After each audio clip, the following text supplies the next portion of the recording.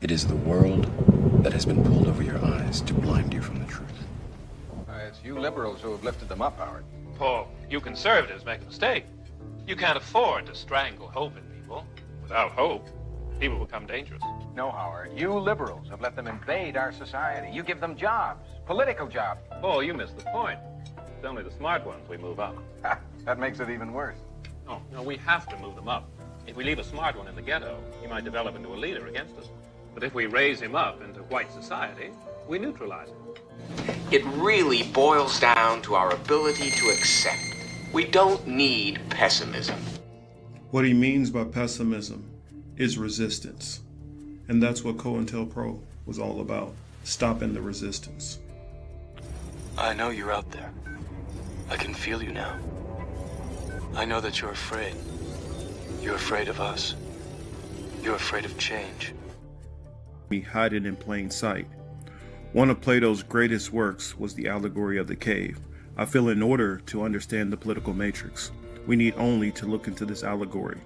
We first have to open our minds to the possibility everything is not as it seems, that things we've always known to be truth may be lies. For if we can't perceive the lies we've ingested, we can't see the bars on our mental conditioning. For that is how you walk out of the cave and see the political matrix.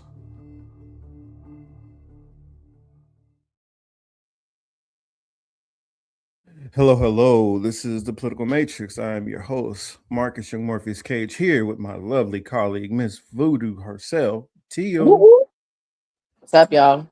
Hey, what's up, everybody? I decided that I wanted to push the show to today because I wanted to just give us a little bit more time to kind of go over. You guys know that they did that Epstein drop. You know, I guess, well, some people are scared to say the name. I'm just gonna still do it and whatever. We'll go from there. But they're scared to, to say the name. We'll say the name, but I wanted to give a little bit more time to try to go through it. It's over 3 million files that were dropped. And so it's going to take some time for more people to figure out a lot of the stuff. First, I want to say, before I get into it at the top of the show, and I'm sure I'll mention this again, shout out to Sabby, because Sabby was doing the damn thing. I watched 2 of her videos covering, and she went over a couple of very interesting things. And so we will get into that. I feel like we got to talk about Nicki Minaj a little bit. Got to talk about Don Lemonhead just a little bit. They yoked that ass up quick too. Yeah. I did want to kind of bring up something about some of the social media platforms. Something that I've been noticing on Facebook that's, I don't know if you guys have been noticing or not, but I just wanted to bring it up and double check because I thought it was kind of interesting and not in a good way. And then I want to bring up a couple of things about TikTok. So I guess that's my main overarching themes that I have going on. I want to talk about, and I'm sure we got much more stuff. But first off, how's everything going with you, Till? It's great. Shout out to Woodens out of Surrey and Spring Grove. They threw a fucking bomb ass shindig last night, and I had a time. Line dancing is definitely a great hobby. I'll probably end up slowing down soon, but with all good things coming in. But man, I've had a great run during it. You know what I'm saying? But man, I had a great time last night. Them motherfuckers know how to party, baby. And outside of that, it's just been a wild week in the news, man. I've been peeping some shit, noticing some shit that, I'm gonna break off on certain topics because they're all kind of connected. Everything's pretty much connected these days. Mm-hmm. And just some other things that I've been paying attention to, like world-wise and shit. Just like for instance, have you heard about those sharks that live in the volcano? Mm-mm. Yeah. Have you heard about that huge ass squid they found, and then they found out it was a baby? Yeah, we got some things to talk about tonight. Yeah, we got some things to talk about tonight. Yes, So, I'm definitely excited to hear these topics. Yeah, man, it's been some wild things. So, like, you know what I'm saying? On top of your list, you know, of course, we do want to talk about ICE. There's some things that I want to piggyback off of that in reference to ICE. In my drunken stupor, I wrote down Minnesota Death Ray. That is not what they have out there, but in my brain and while I was drunk, that's what it felt like. So I remember that. And then of course we're gonna talk about Nicky M, some Epstein things, of course. Um just it's very complex week. And I'm just saying, like, oh, and happy Black History Month, y'all. It's the first day Oh, of Black History Month. So let's not lose sight of the fact that the shortest month of the year goes to the Negroes. Woo!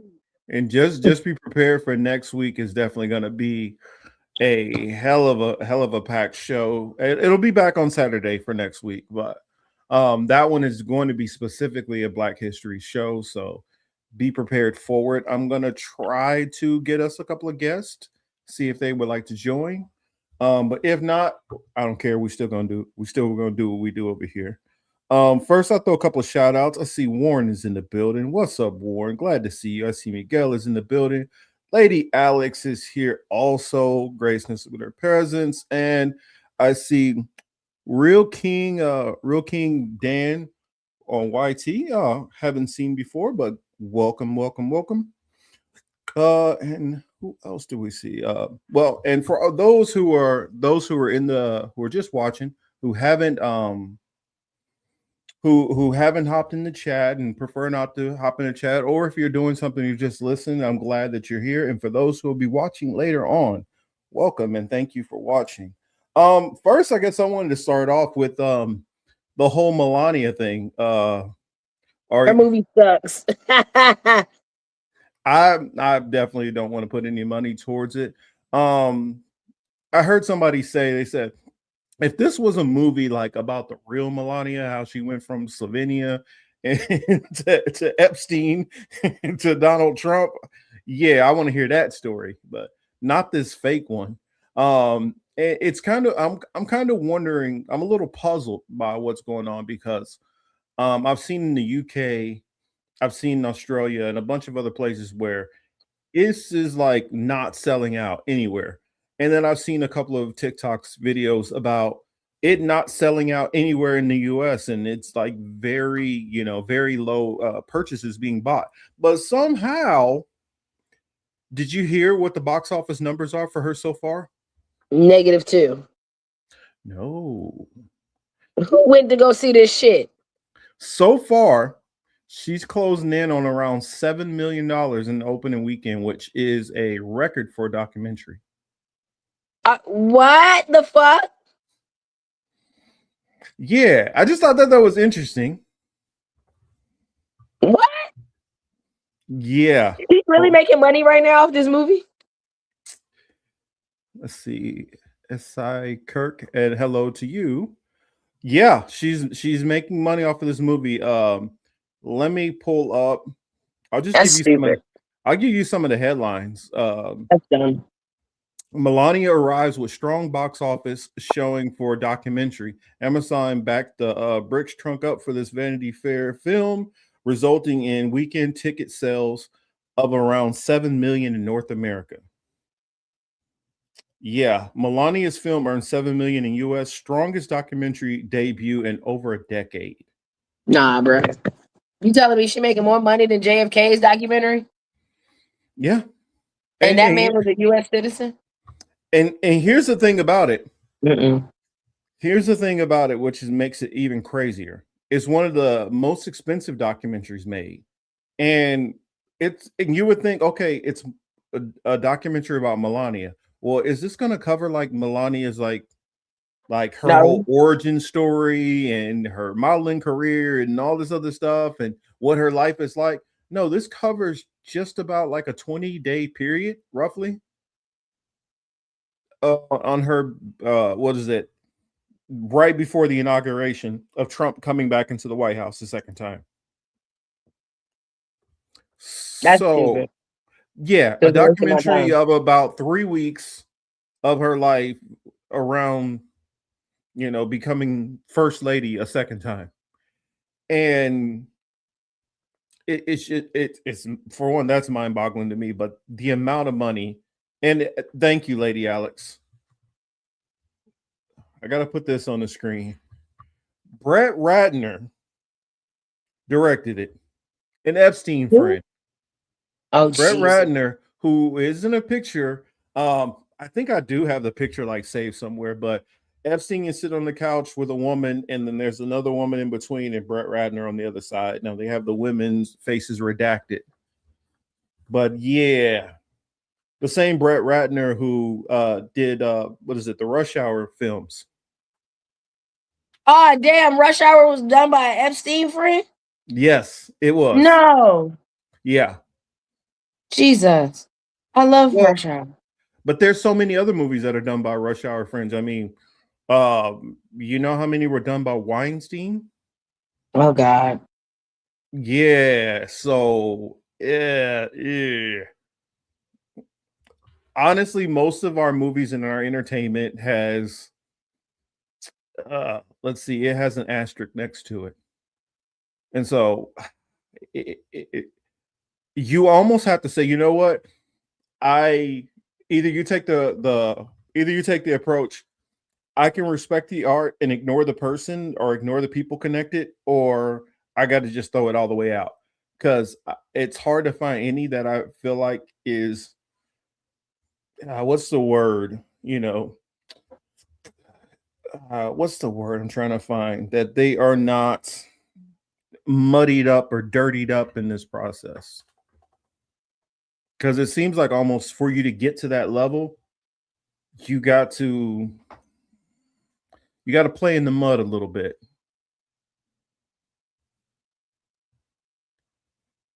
So I don't know. That's right. And let's see. Before that, Miguel said, didn't it cost like 70 million to make? No, actually, it didn't cost 70 million to make. It cost 30 million to make, and Amazon bought it for 45 million. What? Yeah, you didn't know that? No. This is a $75 million documentary. One of the most expensive documentaries of all time. For you to document Melania, 3 weeks in the life of Melania right before inauguration.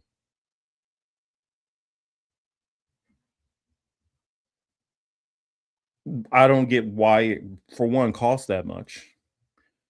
But I start to come to a little bit of a theory. What if this isn't about the documentary or how well the sales did or any of that? What if this is just another way to distract us? Dun, dun, dun. Well, that too, but it's just a way. Thank you. There we go. Money laundering. That's a way where Jeff Bezos can easily slide a nice chunk of money over to the Trumps. For I don't know what he would want them to do for him, but it's just a way that money can get passed along to the Trumps. I believe that Melania herself ended up making 28 million directly out of this so far. So that's insane.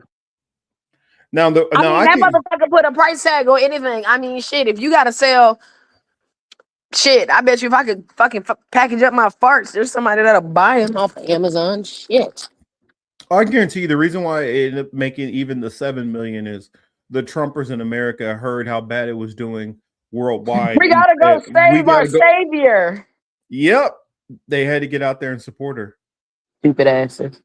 And I wouldn't be surprised if some of the money is just like literally just backdropped in, where they're like, "Yo, here, throw 4 million in there, to kind of cover so it doesn't look as bad." Well, I promise you that's probably got a lot to do with anything that's dealing with that last re-election and all that other shit. They really got to find a way to clean some of this motherfucking money up. Not to mention, like, they got some things going. Man, it don't matter. That's the other thing that I'm not understanding. None of that shit matters, Marcus. Yeah. This man just got name dropped in the goddamn Epstein file for the last 5 months, and ain't nobody done shit yet. So, fuck y'all gonna do now? It's even gotten worse now, the stuff that's been released, which we'll get Calendar into. girl. Oh my god. It's even gotten worse lately. But you know, I figured I'd start out on the Melania because that sort of is a light start. But I mean, because when you really think about what it actually ties into and the real reasons for them doing this stuff, it just gets darker and darker. But another thing that I saw that I wanted to talk about was shoot, I didn't want to not the ice raids, not that that does tie to the ice raids because part of one of the conditions that they said for moving out of Minnesota is they wanted the voting rolls of Minnesota. Now it don't look like they're going to get that, and it looks like they're kind of slowly backing things out. But at the same time, they just basically did a raid into Georgia and went in and took a whole lot of the voting roll stuff. Like the FBI just went in there like with a bench warrant that they got from the courts in Missouri. Did you hear what I said? Did that make any sense to you? No.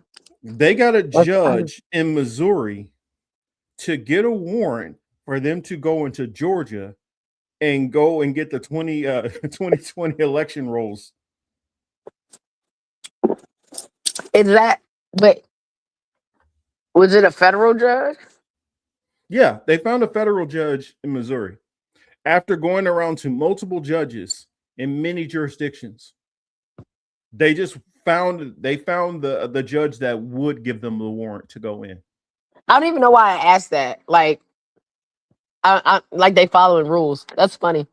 So I asked that question, like, but wait, was it a fair? It don't even matter. They're not even following rules. They're just following the nigga that'll pay. Like they can pay to do the work. Well, they're at least trying to give a fig leaf that they're following the law, because this is Pam Bondi doing. This is Pam Bondi's doing. So since she's a lawyer, she knows. Okay, well, I gotta have a warrant for that, but let me go and find a random ass judge. And more than likely, if you look at it, it's probably a MAGA judge who approved this. And it's like, the statute of limitations on any kind of voting or election stuff that you felt would be a problem is up after a 5-year period. This has been 6 years. So I don't know what you think you can do with this information. Even if you did find an alleged crime, the expiration on that is 5 years. So you couldn't charge anybody with anything. And I'm pretty sure Pam Bondi knows that. So you got to ask, what is she doing this for? To waste our money. Well, I think what she's doing it for is they know that right now it's looking bad on a whole lot of the midterm stuff. And I think they're trying to save some ground. So far you already have the Trump administration, as far as midterms, they're losing in many deep red areas already. And so if they're already losing in deep red areas, it's going to be bad for that administration. Now, what that changes, I don't entirely know. But I know that it's like right now they're already losing seats in deep red Texas. They've lost some seats in deep red Mississippi. And now they're playing around with the voting rolls in Georgia and in Minnesota. Their goal is to get into Minnesota. So I don't know exactly what they're trying to do with it, but I just thought it was something worthy of bringing up because I don't know. I got the feeling that this is going to come back around, whether it results in some kind of actual change of anything or whether somebody's going to end up going to prison later on. I think right now, and do you know in the Georgia raids, do you know Tulsi Gabbard was there on scene for those raids? No, I didn't know that. It's kind of weird because when you see the picture of Tulsi Gabbard, she's like hiding behind like a wall. I don't know, it's really weird. it's almost like she didn't want to be seen that she was there, but she was like told she had to be there.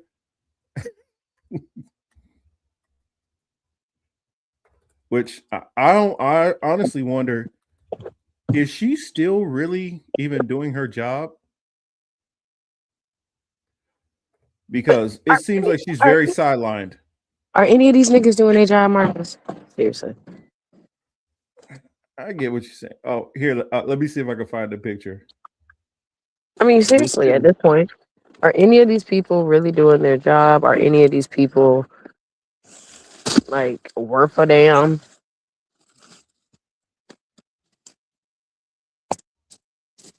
Let's see. Here it is. I have it. So I'm gonna put this on the screen. I think that they're letting her run some of the day to day, but she's being really left out of the loop on a lot of stuff. And shout out to Lainey. I see our good friend Lainey out there. You see her right here, like very incognito.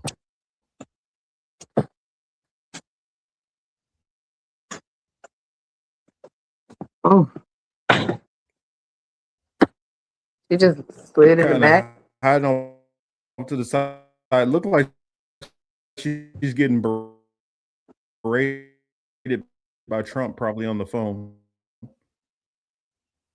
Probably. And the significance of the intelligence should not be around any kind of voting. This is not even like her jurisdiction. This is something that she shouldn't be even involved in at all. So is she just putting up a good fight, like a front, or what? Shows that there's something shady going on. She's going where she's told to go, no questions asked. Because this is a huge conflict of a huge conflict of interest. The DNI should never be involved in something like this. It's right there. In fact, let's see what it says. Director of National Intelligence Tulsi Gabbard has now become a central figure in Donald Trump's demands for a criminal probe into the false claims of fraud in the 2020 elections. So right there, he's trying to get her to do a criminal probe on an investigation, which is, this doesn't make any sense. Also, the director of national intelligence, this would not be their job to, if this was a criminal probe, this would be Pam Bondi's job. You get how this is not making any sense at all? This almost seems like a, what is it, a humiliation ritual? And like, because she was a former Democrat, they're putting her out there because she's a former Democrat to pretend like, oh, we're not doing anything shady. That's what it seems like to me. Yep. It says, and congressional Democrats are demanding answers about why the president's spy chief, who normally deals with foreign intelligence threats, is involved. And this goes back to them claiming that Venezuela and other countries were the ones who were manipulating the election. And I'm wondering, you believe somehow that Venezuela was manipulating the election results through Georgia? Oh yeah, I heard them throw off like a couple of other countries too, like Spain and Italy were somehow involved too. Like, I don't know. And what's the lady's name? Actually, let me just keep reading a little bit more of this. Gabbard has taken lead role in efforts to investigate voting records from Fulton County, Georgia, which, for those who don't know, Fulton County, Georgia is basically the Atlanta area, a swing state that went blue in 2020 and helped secure Joe Biden's victory. She was seen on Wednesday at the county elections hub and operations center as the FBI conducted a search warrant and seized voting records, but she did not explain her presence in any statement. When asked about what she was doing at the election office, Trump told reporters Thursday night that she was working very hard on trying to keep the election safe. That's not her job to what? Mhm. This thing makes no sense. No, let's skip here. I'll skip down a little bit. The FBI's action comes after Trump has repeatedly No, made I thought you baseless were claims that there was voter fraud in 2020 elections, specifically in Georgia, that contributes to his election loss to Biden.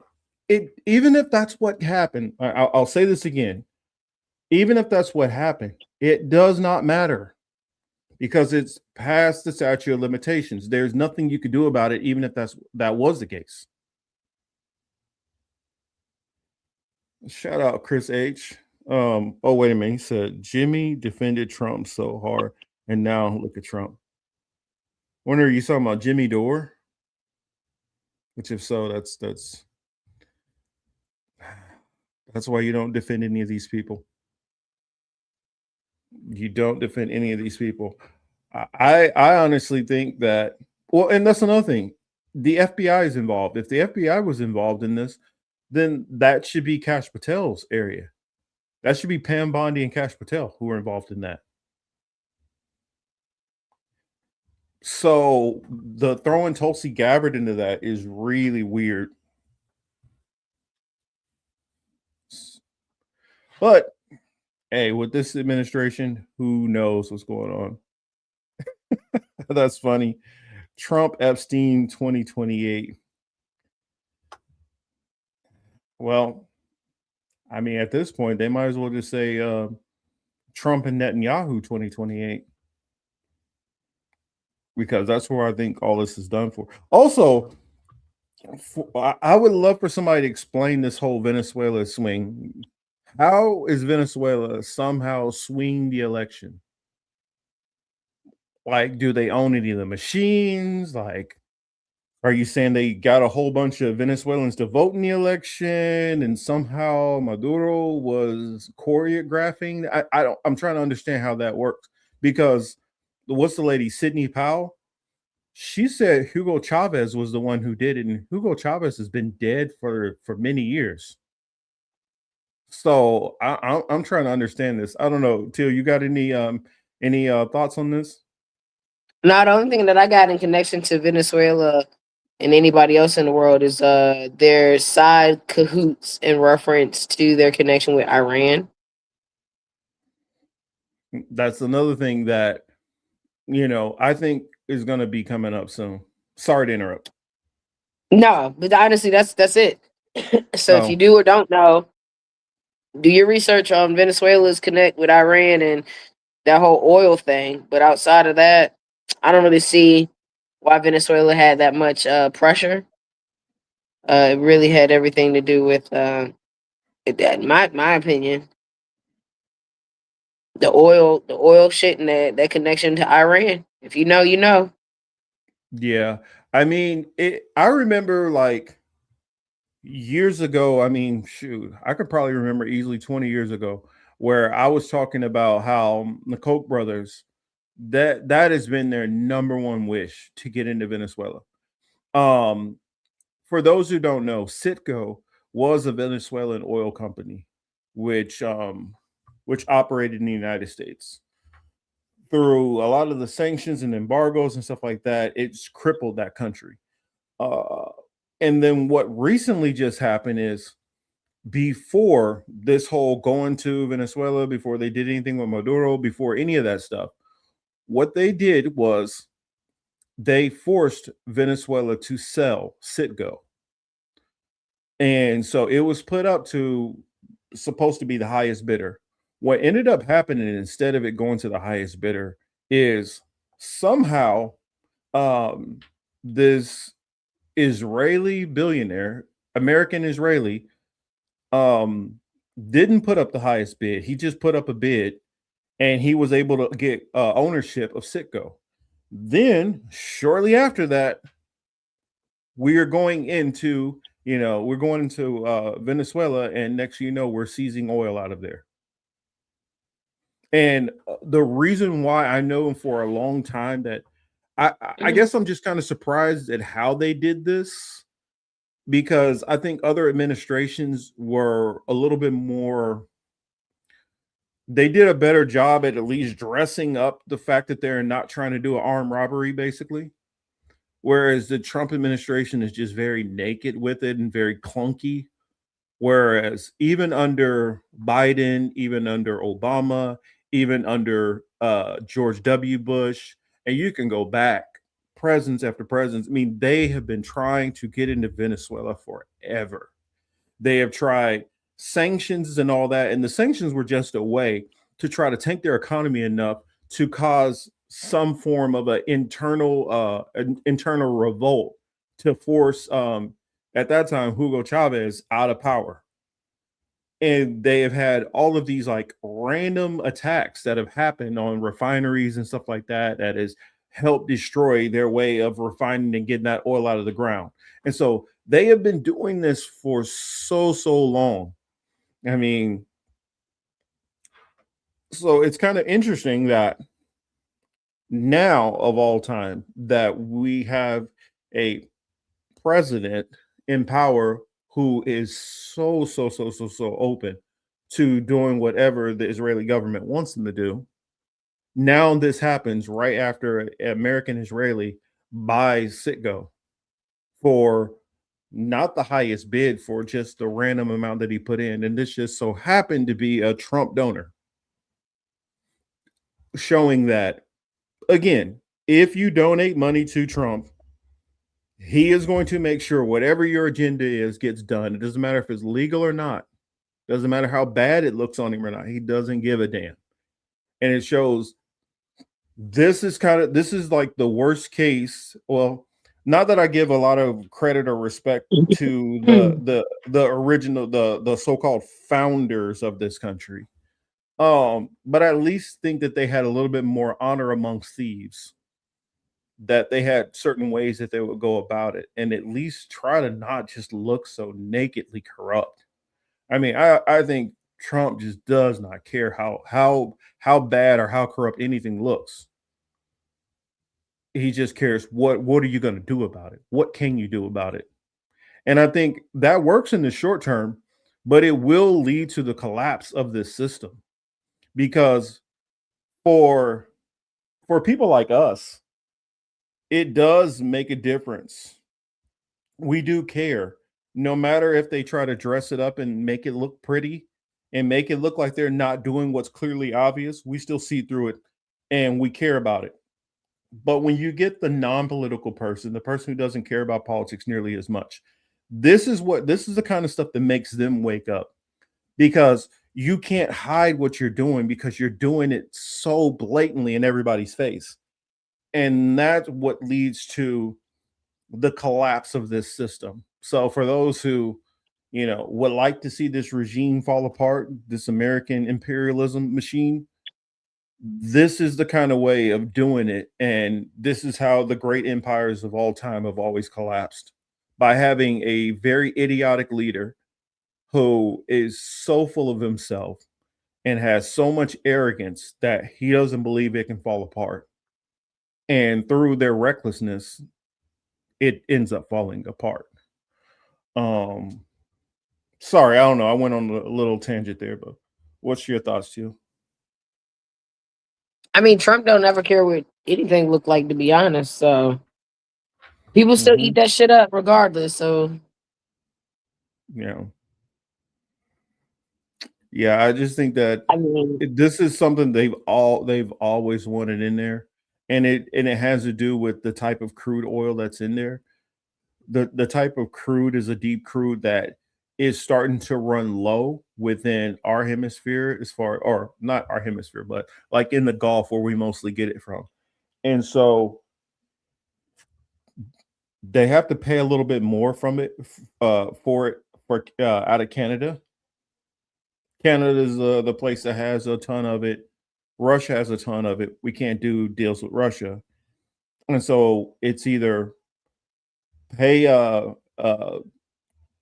Canada for that deep crude, or go and steal it from Venezuela.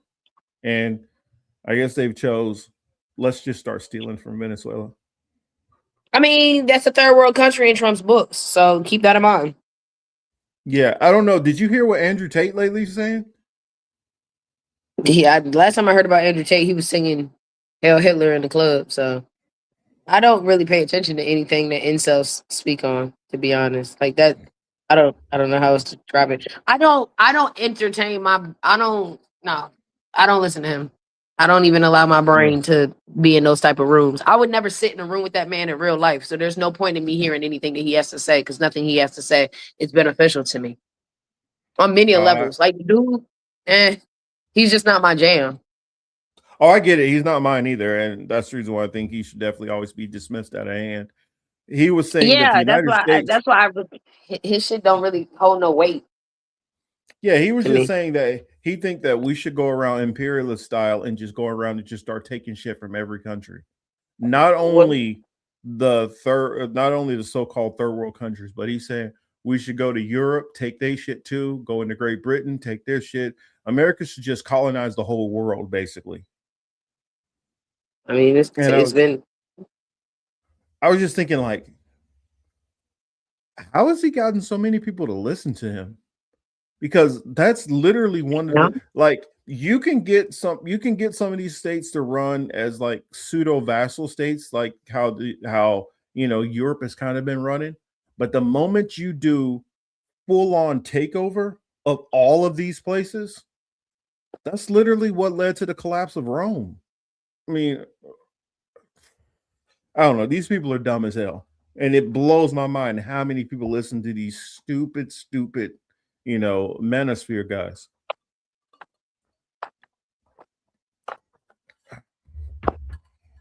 I think somebody earlier was talking about something about manosphere. Asked me a question about the manosphere earlier. What was it? Was that? I think it was. Who was it who asked me about manosphere? Oh, Chamanique says, Marcus, have you seen this manosphere retreat for gay people called the Straight? Oh, I don't. Yeah, I don't know nothing about that. That sounds wild. I don't know, maybe they're trying to be inclusionary to gay people. I don't know. What's that tasty beverage? It is water. That's what it is. Yes, and I need to get more of it. So, let's see. So the next topic to bring up. Oh, before we get on to that, did you hear about that? You would think with all the cold weather stuff that you would hear the crazy large car pileups happen out there. But no, Central California just had a 59 car pileup. What the fuck for what? I don't know. It didn't make no The damn sense fuck? to me. It didn't make no sense to me at all. But yeah, 59 car pileup. That's ridiculous. 59 cars. Yeah. So car 35 through 50 just didn't think to not go that fast, or I you know what? Who knows? It wasn't even inclement weather. Oh, that's what it was. Forgot. It was the fog.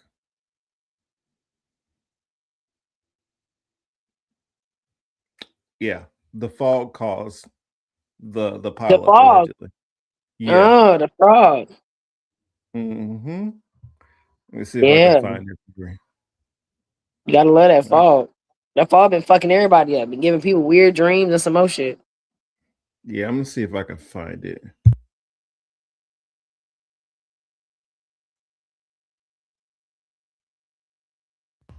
There we go. Let's see. Let me share my screen and show you some of that. Eh, I'm blown away that people are, having these crazy pileups and stuff.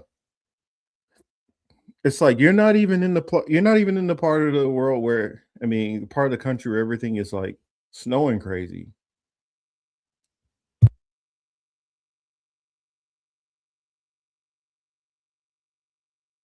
And we begin with that breaking news out of Central California, where a massive 59 car pileup outside Fresno shut down Highway 99 this morning for hours. What the started fuck?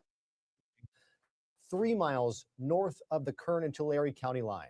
Here's a live look at the scene right now. Highway 99 reopened just within the last hour. Traffic is now flowing once again, but California Highway Patrol had to close Highway 99 for hours while tow trucks removed damaged vehicles from the scene. Here's what it looked like this morning. CHP says it was alerted to several multi-vehicle crashes on both sides of Highway 99. That was near Avenue 24. Many of the vehicles tried to avoid the initial crash,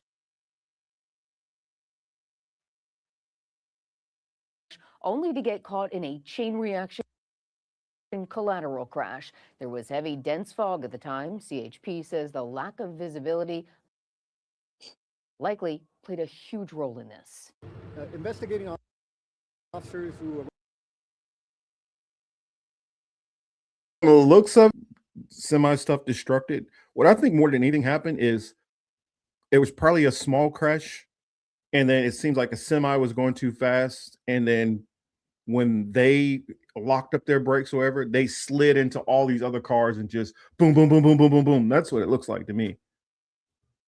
I don't know, but the whole thing is kind of ridiculous. 59 car pilot. What is this? The Blues Brothers? I mean, Yes, exactly. The Blues Brothers. I don't know. Like, It's 'cause kind what of the crazy. hell?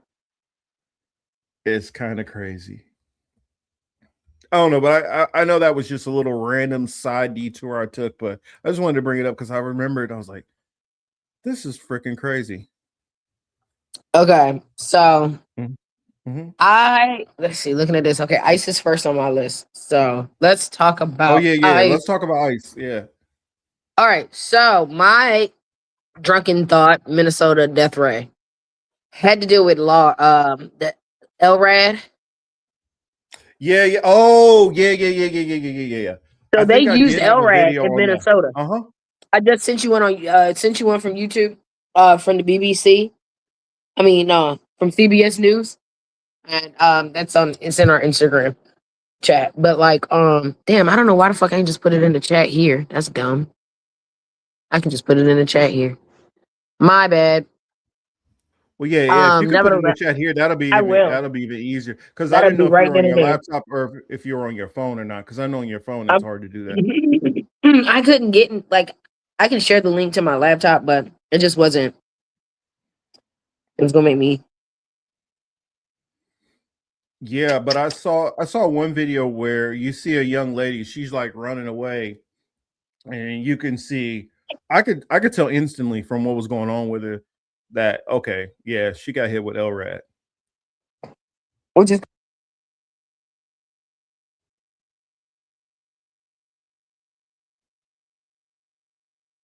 What is going on? Hold on a second. Let me see what the hell's going on with my signal. sorry about that. I had to pop off for a second. Oh, I thought it was me.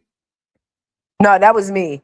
That was me because I had to pop off, get the link, and come back. So that's the LRAD one.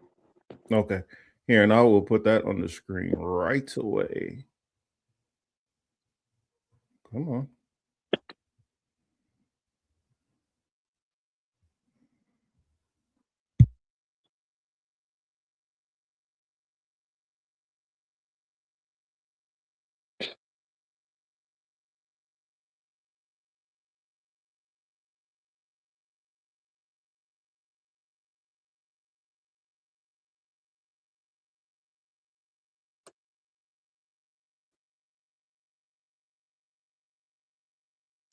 So that's the let me get the rest of them right quick.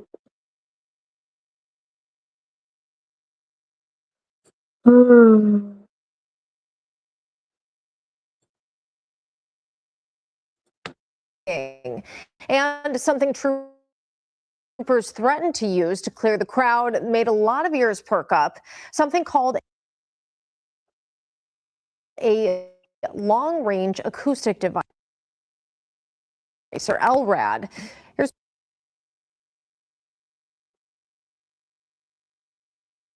what our Derek James found out about it. A powerful sound first used by the military was in action Monday night in Maple Grove to communicate and disperse noisy protesters. What is an LRAD and how does it work? Well, LRAD is like a loudspeaker, but it focuses the sound in a narrow cone. So that if you're inside the cone, it's extremely loud. Focuses the sound in a narrow cone. Retired Marine Colonel Mark Kansian is a senior advisor for the Center for Strategic and International Studies. The Minnesota State Patrol says it has had an LRAD We got an echo, Marcus. to make sure entire groups can hear when an event is declared unlawful and they've been told to disperse. During the Maple Grove protest, State Patrol says officers checked the volume, issued dispersal notices, and did not use tones or sirens, despite what has been reported on social media. When it's cranked up, Kansian says it can be overwhelming. We used it in Iraq when I was with the Marines. We tested it on the staff, gave us the demonstration. If you're in the cone, it sounds like the voice of God is speaking to you. LRADs can project spoken commands at intense volumes or emit a loud, piercing tone designed to get attention and deter movement. But Kansian says even spoken commands can have a powerful effect. I think we saw that in the videotapes there of the system because it's so loud. I mean, it pushes you back. The system was designed as a less lethal option to pepper spray, tear gas, and rubber bullets. In some situations where you might end up using force, kinetic force, or even lethal force, this can avoid that and avoid, permanent damage to people. Derek James, WCCO News. LRADs can be used as a sonic weapon and at full volume could cause pain, nausea, or hearing damage. As for the protest last night, police say that they arrested 26 people for unlawful assembly and misdemeanor riot charges. Dozens of protesters were detained after. Remember last week, I believe, wasn't I talking about that they can use this on us? Oh, shoot. Hey, Till, I guess we lost you for a sec. Yeah, I be hitting the back button too many times trying to put these damn things in the chat. All But right. didn't I last week? We were just talking about it last week. That's why I had to say something about it today. Talking about this? Yes. We were just arguing with somebody last week about this, about how they can touch us without touching us. You just talked about it. Because how we supposed to stop that? And they was like, earmuffs. You can't. This shit will make you bleed out your fucking ears, bro. And y'all talking about some damn earmuffs? I mean, the level of how loud this is when it's deployed. I mean, because I got to remember, when you only hear about this stuff theoretically, you've never actually get to see how it really works. And when you're in the military, we test all this stuff. You don't think like we cranked on the machine and like walked in front of like, whoa, shit, that's what it's like. And yes, it's been. You think that they didn't test it with earplugs? You think that they didn't think of that? Come on, man. Y'all got to remember, there are people who spend years on working on these projects, spend millions of dollars into it. It gets sold for hundreds of millions. You don't think they thought about earplugs? And also, it's not just about the sound that it makes. It sends out a pulse, and that pulse actually is what makes you nauseous. It makes you sick. So it's hitting you multiple different ways. That's the same thing with that Havana syndrome. There are plenty of people which were affected by it who never heard anything. Well, they started doing this shit in Iraq apparently in 2004 is when it started. They started doing it in Iraq, and what people don't know is this is not the first time they've used it on protesters. They used it in DC, they used it in Portland, they used it in a number of other places. I think this is like the fourth city. They use it in Europe. They use it in Europe more often. Stuff like this. This is deployed in Europe all the time. That the shockwave and I can't remember what the other one's called right now. I think it's what the heat ray. Minnesota death ray. well, the heat ray is actually even different than this LRAD. The heat ray literally sends out like an intense heat that like you feel heat on your skin as if like somebody's putting an iron on you. And so that one, they described, you feel, some of the protesters described the protest from last week when they used the LRAD on them. They said that it physically felt like they were being stabbed. The pulses. You know what I'm saying? Like, that's insane. But y'all gotta understand, when it comes to vibrations and shit, y'all feel that. Y'all can feel vibrations. Sound is a motherfucker. Because, like, think about all the things that they've used, and y'all know who I mean by they.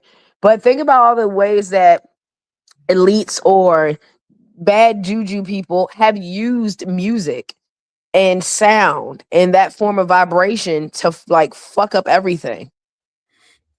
And Lance is entirely correct here. Fundamentally, they directed energy weapons. Yes. They are using direct energy weapons on civilian populace.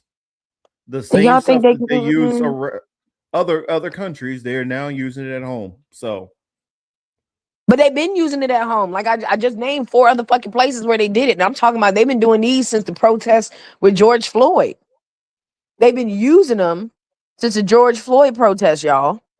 Y'all just didn't know. Y'all think that y'all hearing megaphones because they got megaphones in their hands. No, they've been using these LRAD devices, cloaking them underneath the guises that they're telling you, oh, move out of the street, move out of here, just so that y'all can hear. No, bitch, they've been fucking with y'all for a minute. Like, this is DC, the riots in DC. I wouldn't even call them riots. The protests in DC, they used them there. They used them in, like, it's crazy. I just thought it was crazy. And, like, it bothered me so bad that I woke up on my drunken stupor and wrote down Minnesota death ray. Because, like, what? They got it coming out. You're going to be bleeding out your eyes and your ears and your nose and all this other wild ass shit. That's crazy as hell to me. Like, they really want y'all up out of here. They really don't want y'all here no more. Y'all can't even protest. What happened to peaceful assembly? You feel me? What happened to that? They don't believe in it. They never have. Thank you. Y'all motherfuckers ain't never been cool with niggas blowing up the spot since the Revolutionary War. Y'all was like, cool, we gonna have this one war and that's it. Anything after that is crazy work. That's not fair. Yeah, I'm gonna pull up the next one that you sent me. What the fuck is the next one I sent you? Hold on. I don't know. Pause. Hold on. Okay, next thing is on YouTube. Oh, let's talk about egg prices and shit. Okay, well, here, let me mute up real quick. So, I went shopping for eggs the other day. Why is there a carton of eggs for $13.99? Y'all know how I talk about these eggs. Y'all know how I always got issues with eggs. Okay, boom.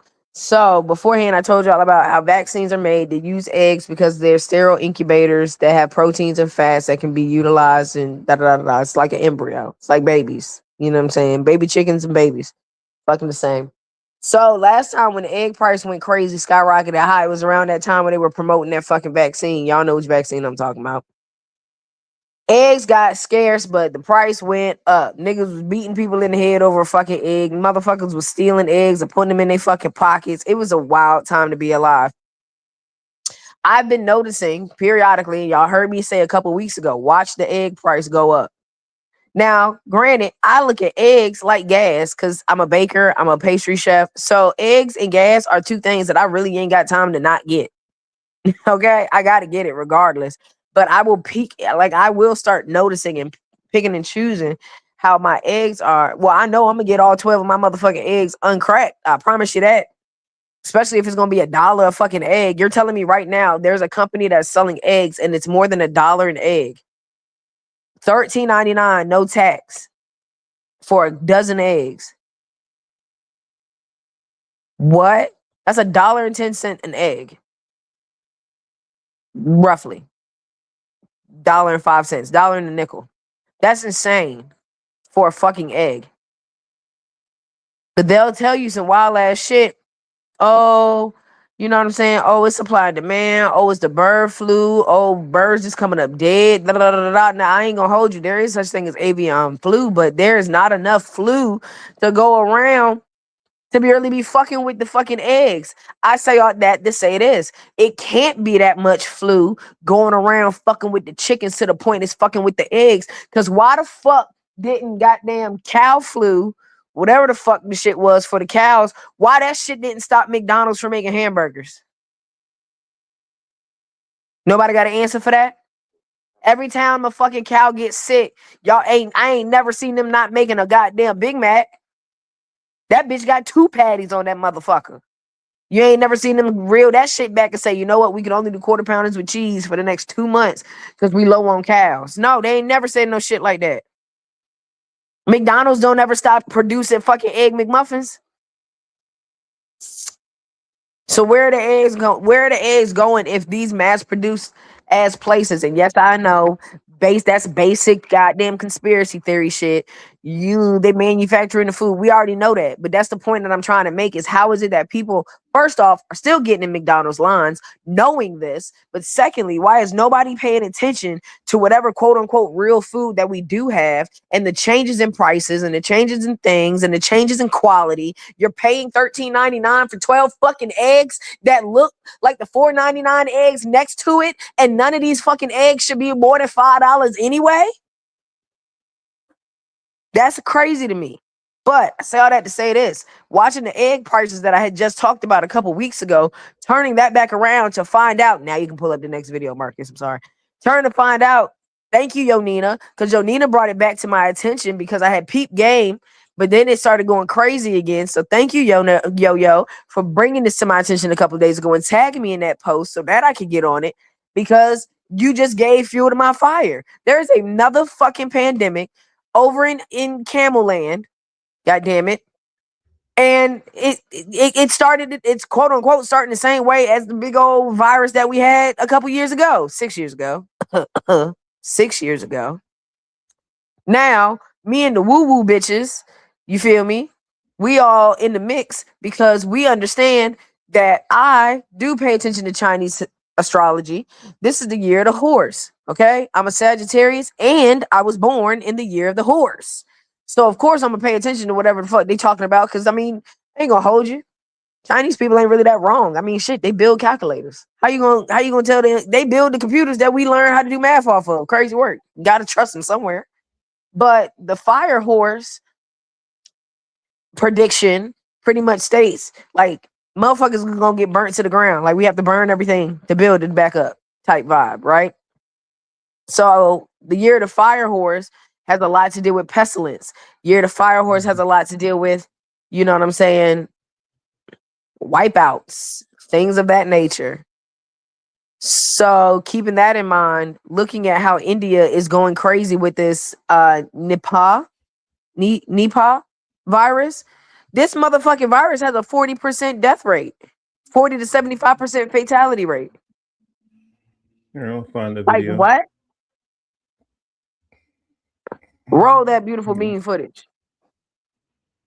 Let's see, which one is it?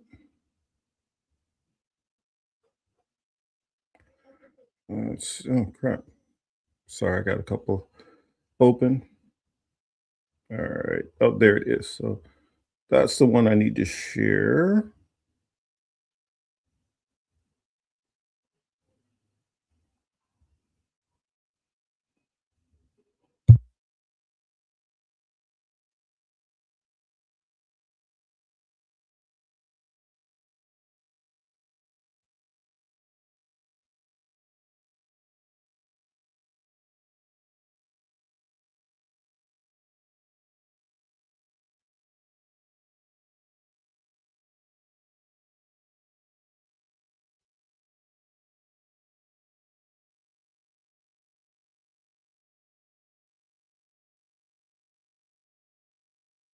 In the late 90s. Here's Paul Hunter, professor in medicine at Norwich Medical School in Britain. Most transmission events are because of a contact either with an infected animal or with something that has been contaminated by fruit bats. It can also spread from person to person, typically after close contact between the sick and their caregivers, though experts say that does not happen easily. Nipah can cause severe illness and can be deadly. The death rate varies from outbreak to outbreak, but is of the order of about 45 to 75% mortality rate. Though Hunter points out that is based on identified infections. He says some people get no symptoms at all and may not be identified as infected. This means Nipah's actual death rate is likely to be lower. One concern is that the infection has an incubation period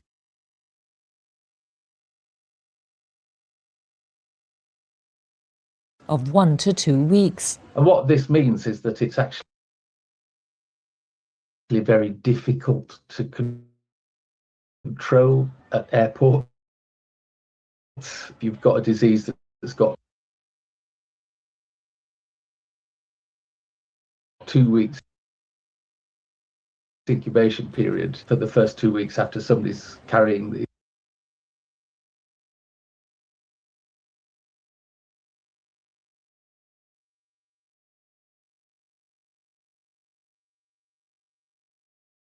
Now, I just want to throw out the fact pick it up. that if you noticed right before that scene, Marcus, they have a computer system that was like covering. For those who Like every time they walked in, their whole fucking face was being photographed and they were doing their temperatures as they walked past. It's like right after this, you'll see My the computer apologies. I don't know screen. why it's buffering so bad.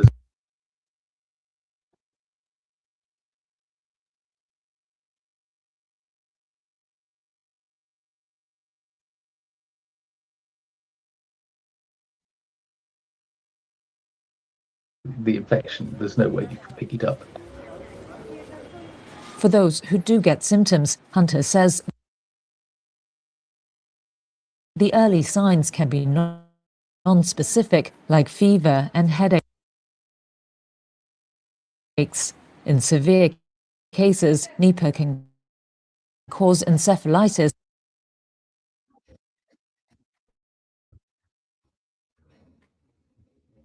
Mm-hmm.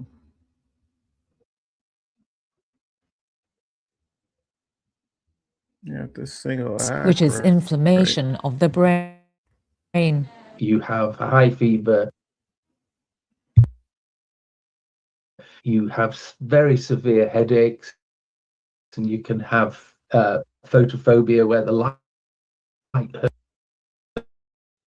hurts your eyes, and that is often associated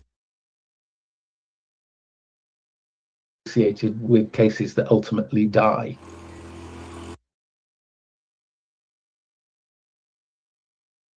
Reuters global health correspondent Jennifer Rigby says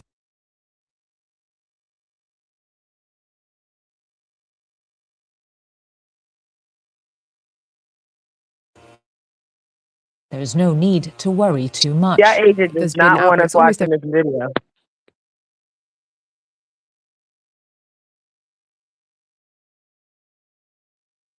Every year in Bangladesh, small outbreaks because it doesn't spread easily from person to person. She says the WHO sees it as a priority pathogen.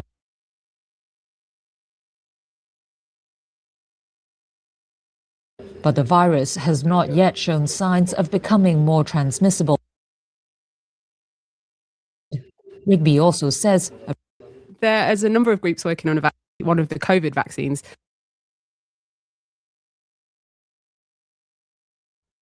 Our FBI agent did not want us watching that video.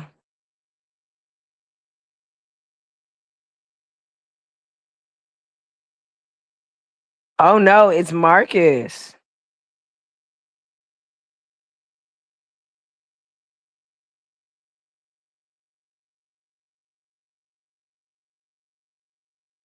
You muted Marcus?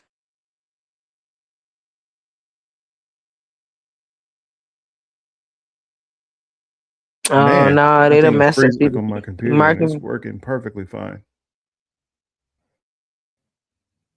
But you know this one is fake. Still won't be the problem. Am I muted?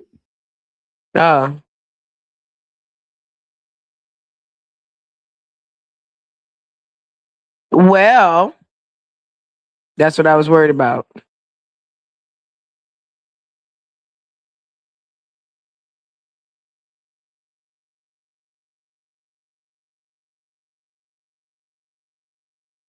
All right. Well, back to what we was talking about. So it comes. Okay. The whole avoid bat stew thing. Yeah. Honestly, Lance, it's at a point where it's like, damn, are we just gonna stop eating? Hi, Jackie. So happy to see you join us. Good evening, Jackie. And yes, Nina, I just had my friend watch the last 2 minutes and 50 seconds. Hi, Marcus. We're glad you're back.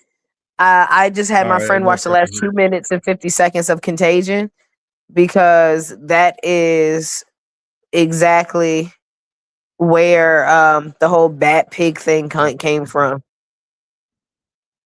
I'll stop my camera. Maybe that'll help. Can you hear me better? I hear you. Yes, I can. Okay. Figure maybe I'll just leave the camera off for a little bit and maybe that'll help it out. It's acting like it's struggling. I don't get why. It's telling me my signal, everything is good, but I don't know. Whatever. But the last 2 minutes and 50 seconds of the Contagion movie literally goes through the bat stew pig pipeline, and it's a mess. It's a mess and a half. So just understanding that entire concept of bat poo and pigs, and then turning around, and claiming that has a 40 to 70% fatality rate. It's just goddamn, man. Give me a break. I need a second.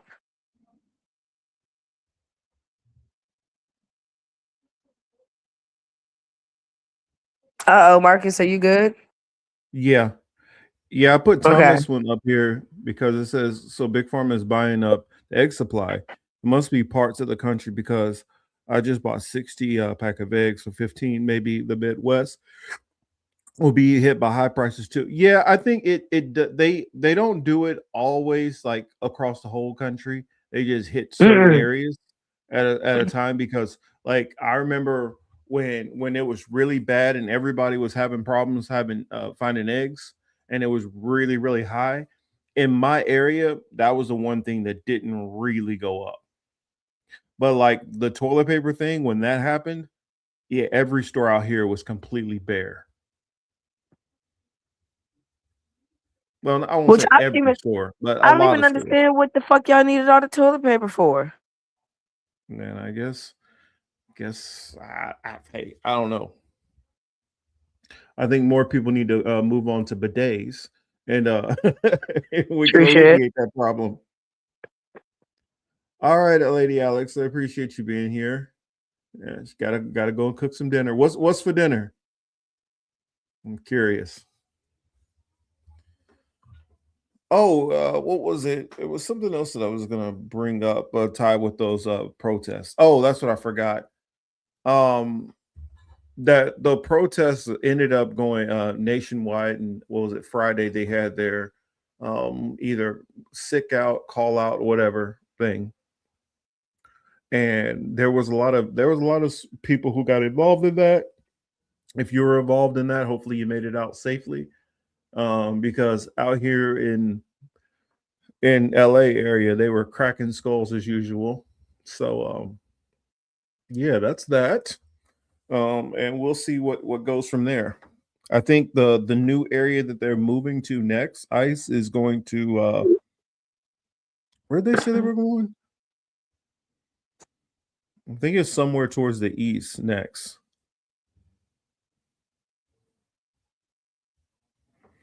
Somewhere east next. I mean, they all up and down Virginia. Now they always gonna be near the DMV. They always gonna stay in those areas just because they got to show that presence of force, to the people who want them out there who are elected officials. Just like, for instance, the military is always the Navy. Well, I'll say the military as a whole, everything gets more strict the closer you get towards DC. Everybody gets a little, they get on their little power trips, and everybody gets, all rigid, and everything needs to go this way. So I'm used to that.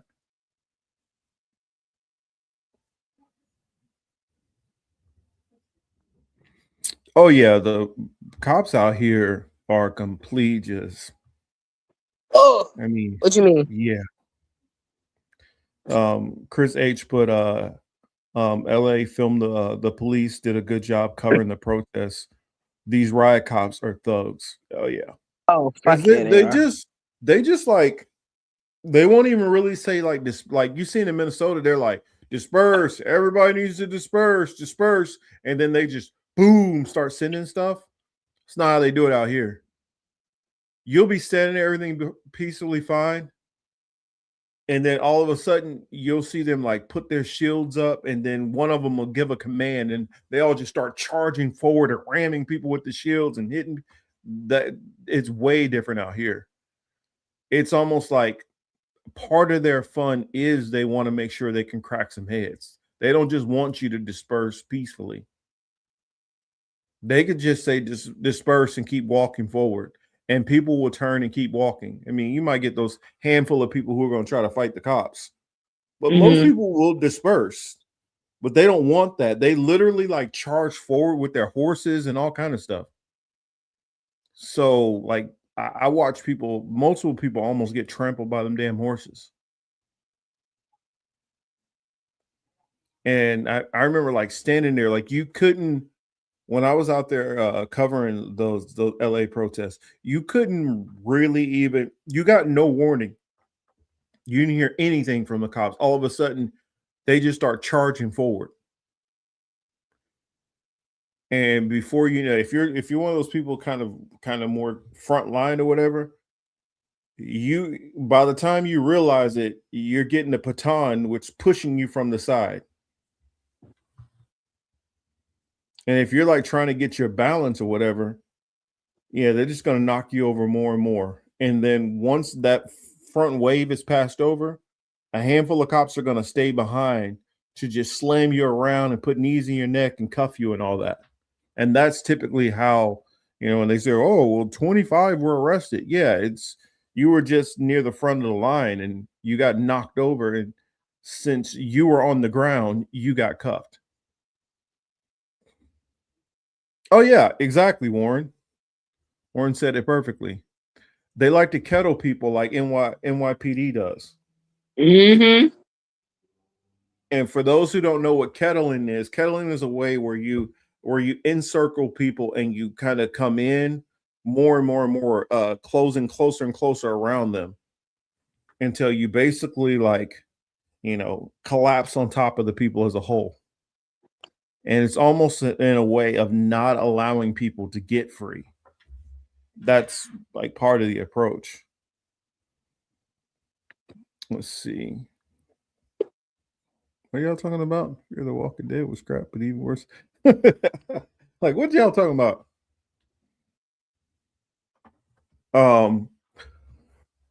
But yeah, on that note about protests and all that, Don Lemon was covering protests that went into a church. Now, there's a law against protesting in a church, stopping a church service. What is it? I'm trying to remember, what is it?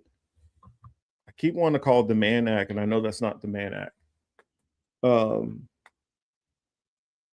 Let's see, what is it? Protesting. I'm gonna look it up real quick.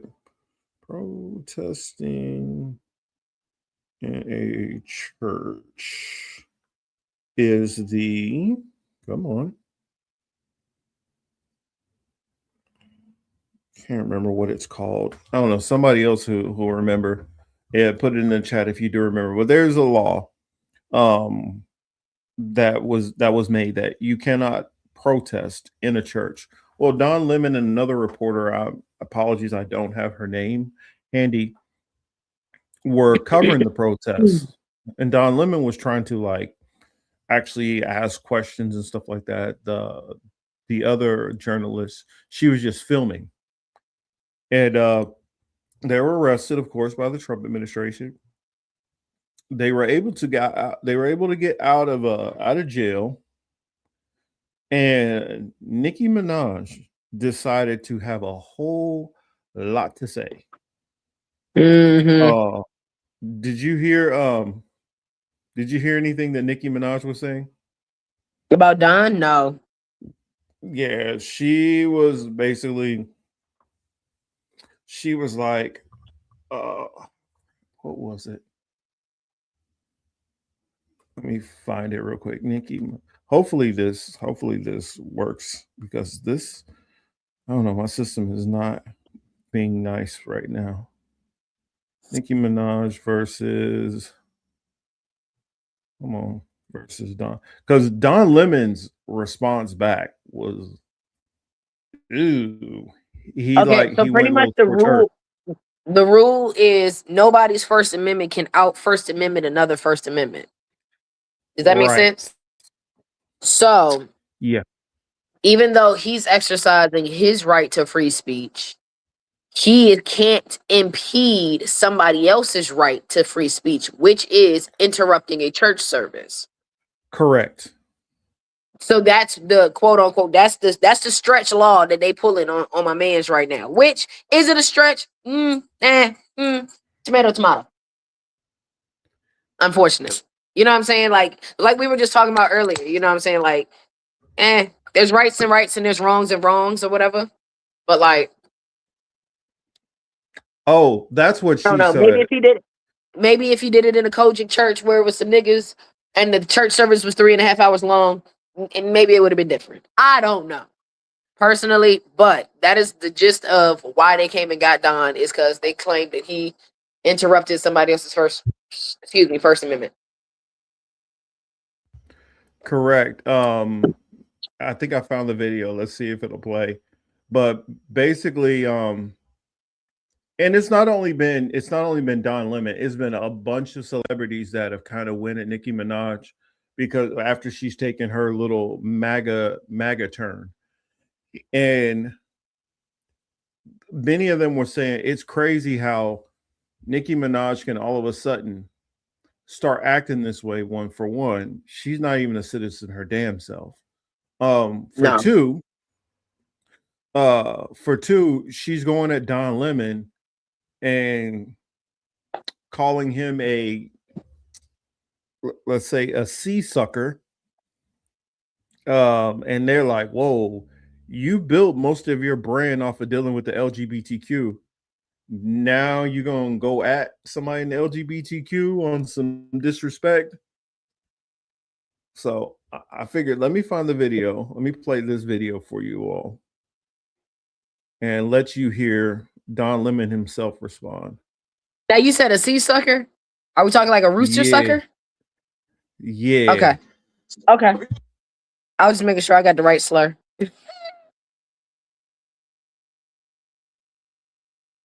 About me, I usually don't respond to this stuff, but let me just say this. Nicki Minaj, stop talking about for which you know nothing about. This is out of your depth.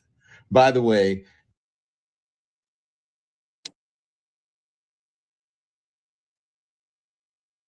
and you are a homophobic bigot. You don't care about African Americans, and you're not an African American. From what I'm a citizen, so you should be deported under Donald Trump's rules. And the other thing is that your family members, you have one family member who is reportedly a sex offender, the other family member, or your husband or whatever, a sex offender is your husband, and one of them is reportedly a pedophile. And you have nerve to talk about me and Nicki Minaj. Get a life. I'm with Lance. Stop being a pick-me. You should have put a pick-me doll on that damn tweet instead of a Chucky doll, because you are nothing but a pick-me. And I choose not to pick you. And so should black people. Clock that. So here's the sponsor: sex offenders in your own house. Well, she laid up with him and procreated with one, so. That's what she's talking about. Like, yo, you got PDF files. You got PDF files in your bloodstream. Like, why don't you deal with that? And then because the fact that you're nobody not a citizen. Dead ass, because I mean, she came out her face and said her parents snuck her in the country any goddamn way. But my whole problem with a lot of people that don't ever mind the business that pays them is, for instance, there's a fat bitch walking around this earth that got beef with me, right? And I told her in so many words, like, baby, you need to fight that battle between you and that fork before you come trying to fight any battle with me. Okay? Handle that shit first. There's another girl walking this earth who has a botched BBL. I mean, she's a bad built bitch with a bad BBL. The most B's that you can put in a sentence describes this woman. And I told her the same thing. I said, baby, before you even think you finna fight me, you need to fight the doctor that fucked your body up. That's where you need to utilize your brain power, is over there with that person that did that to you, because I ain't done shit yet. So with that being said, minding the business that pays you can honestly save you a lot on your Geico insurance. Because at the end of the day, you're going to have to get an insurance claim after I touch your ass. Wow. Watching these people, you see how I did that? You like that? Watching these people, first off, I want to agree with what Lance says. Lance said something about how they doing the whole baiting shit. The baiting, you know, the good cop. Yeah, the good cop, bad cop vibe. Okay. And I'm going to say that in reference to a couple of things. So one, we're talking about ICE in this whole Don Lemon getting arrested thing, right? Check me out. ICE is in Minnesota, and then the state regulators are also in Minnesota, right? Right. ICE is in that bitch beating people up and killing people. The state people and the police is out handing donuts. Yeah. Okay. Good cop, bad cop. But you want to know who owns the LRAD in Minnesota? The police. You know who used the LRAD on the protesters last week? The police. They were using it to keep ICE safe. ICE wasn't outside using the LRAD. The police in Minnesota was using the LRAD, okay? So they all here doing the whole good cop, bad cop. They fucking you up in one aspect. They beating you down with the fucking water hose, but then the other niggas is giving you donuts, okay? Now let's go to this. We've been saying, we as in black people, because keep in mind, I just want to throw this out there. A couple months ago, somebody called me a racist because I told y'all that this was not our fight. But now that mad niggas is coming together saying, hey, y'all, this is not our fight. What happened? They started killing white people. Where the fuck are the all lives matter motherfuckers at right now? Nowhere to fucking be found. Them niggas is fucking rubbing their feet together like crickets, because that's all I fucking hear. Okay? So ain't not now one of these all life motherfuckers is coming out. All I keep hearing is these MAGA fucks saying, well, he shouldn't have had a gun. Da-da-da-da-da. But y'all the first ones saying that we need gun rights. Oh, no, don't let them take the guns. I don't give a damn if 14 kids got shot up. Don't take the guns. But now you telling me that this nigga Alex had a gun on him, and now y'all got a problem with motherfuckers having guns. Still, this is not our fight. These are white people getting killed over brown people getting yoked up. Okay? So what y'all got to do? Y'all got to put some niggas in the fight for us to give a fuck. Y'all got to put niggas in the fight. And what better person than Nicki Minaj? Because all in all, y'all, I'm just saying, what out of all the niggas that y'all could have picked, y'all picked Nicki motherfucking Minaj. Y'all are really, whoever is at Vice writing the script for these motherfuckers, terrible work.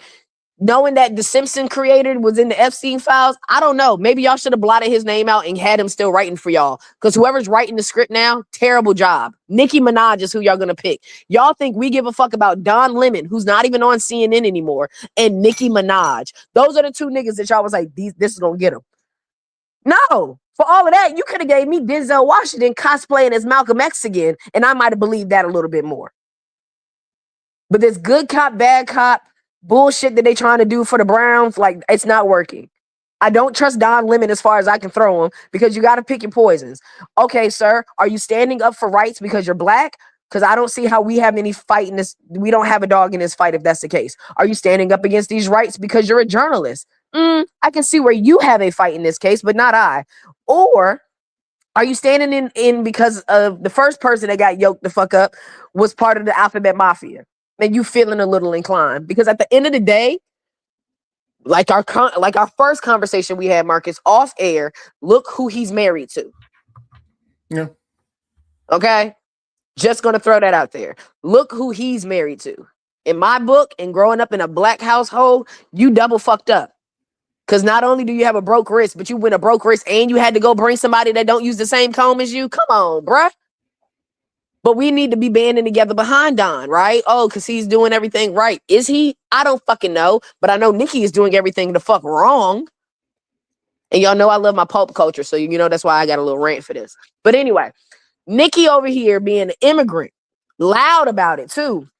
And you're going to go right to Massa and get the sucking on his motherfucking boot. Really, Nikki? And you thought you was going to eat with that? You the only nigga in this whole fucking room, a sea full of salt. You the only speck of pepper. And you really think that we all just going to be... Bitch, I hope you never drop another album. Because the way that the Young Money crew has just fell off altogether, Drake, Wheezy, everybody, Tiger, the whole crew, all of them. Nikki, terrible, terrible way to see my fucking childhood just deplete. And I'm just so disappointed in how Nikki conducted herself. Fuck you in that gold ass card, bitch. I'm glad Billy Porter, gay ass, told you to go suck a dick. Well, you heard about the gold card, right? The gold card gives her immunity. No. You didn't hear what the White House said about her gold card? Oh, is it bullshit? It's a commemorative one. It's free.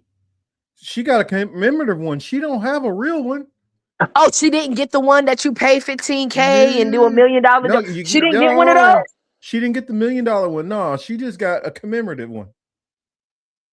Crazy.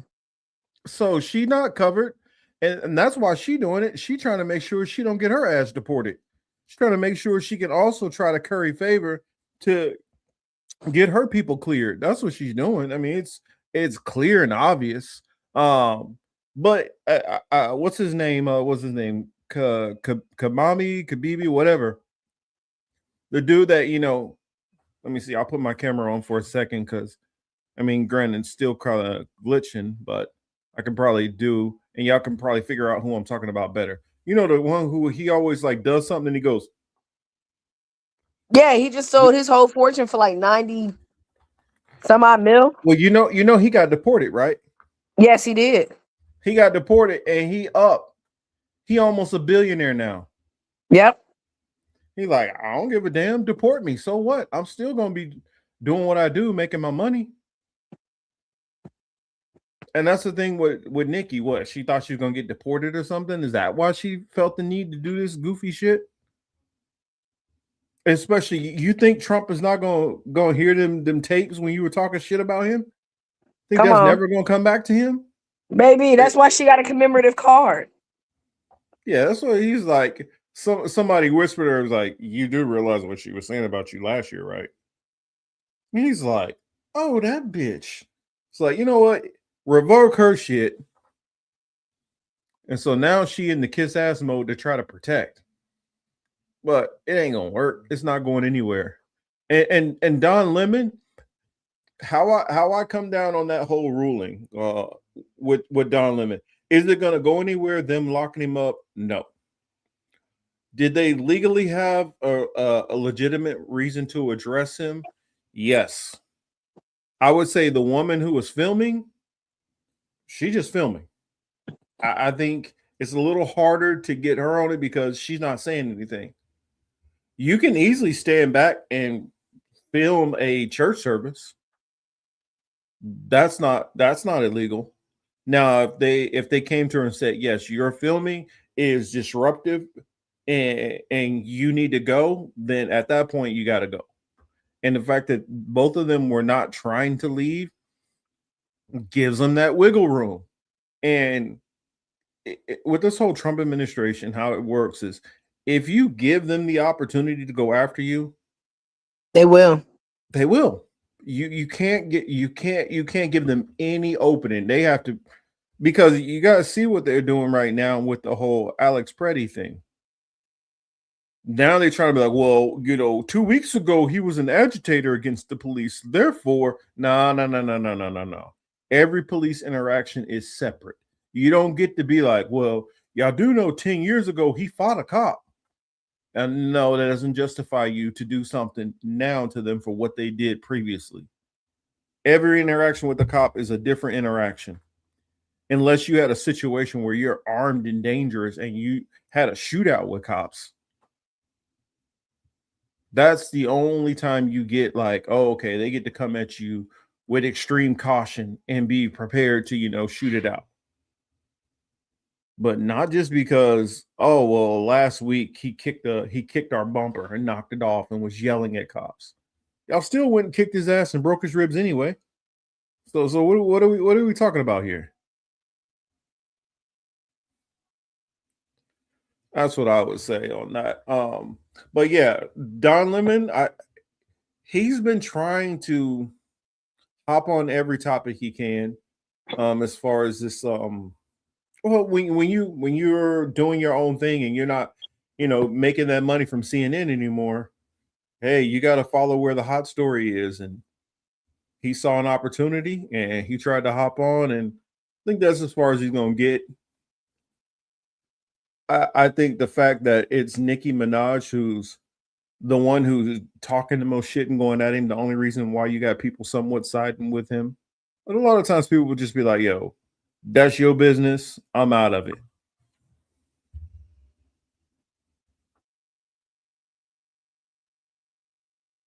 I need Don Lemon to mind the business that pays him. He says it's AI. Well, even if it is AI, even if that whole situation, him kicking the car, the tail light falling out, it still doesn't give him a justification for shooting an unarmed man. And even if you say, well, one officer yelled gun and they didn't see the gun, so you decided to shoot, that right there becomes manslaughter. And the officer who yelled gun is the one getting that charge. Now, all y'all will at least get a lesser charge of, involuntary manslaughter, the two who shot, but whoever said it, who you scream gun, you need charges also, all three of y'all, if it's three different people. Because I guess it was only two people who actually shot. But no, all of y'all are responsible for his death. And they civilly should be able to go after you too. So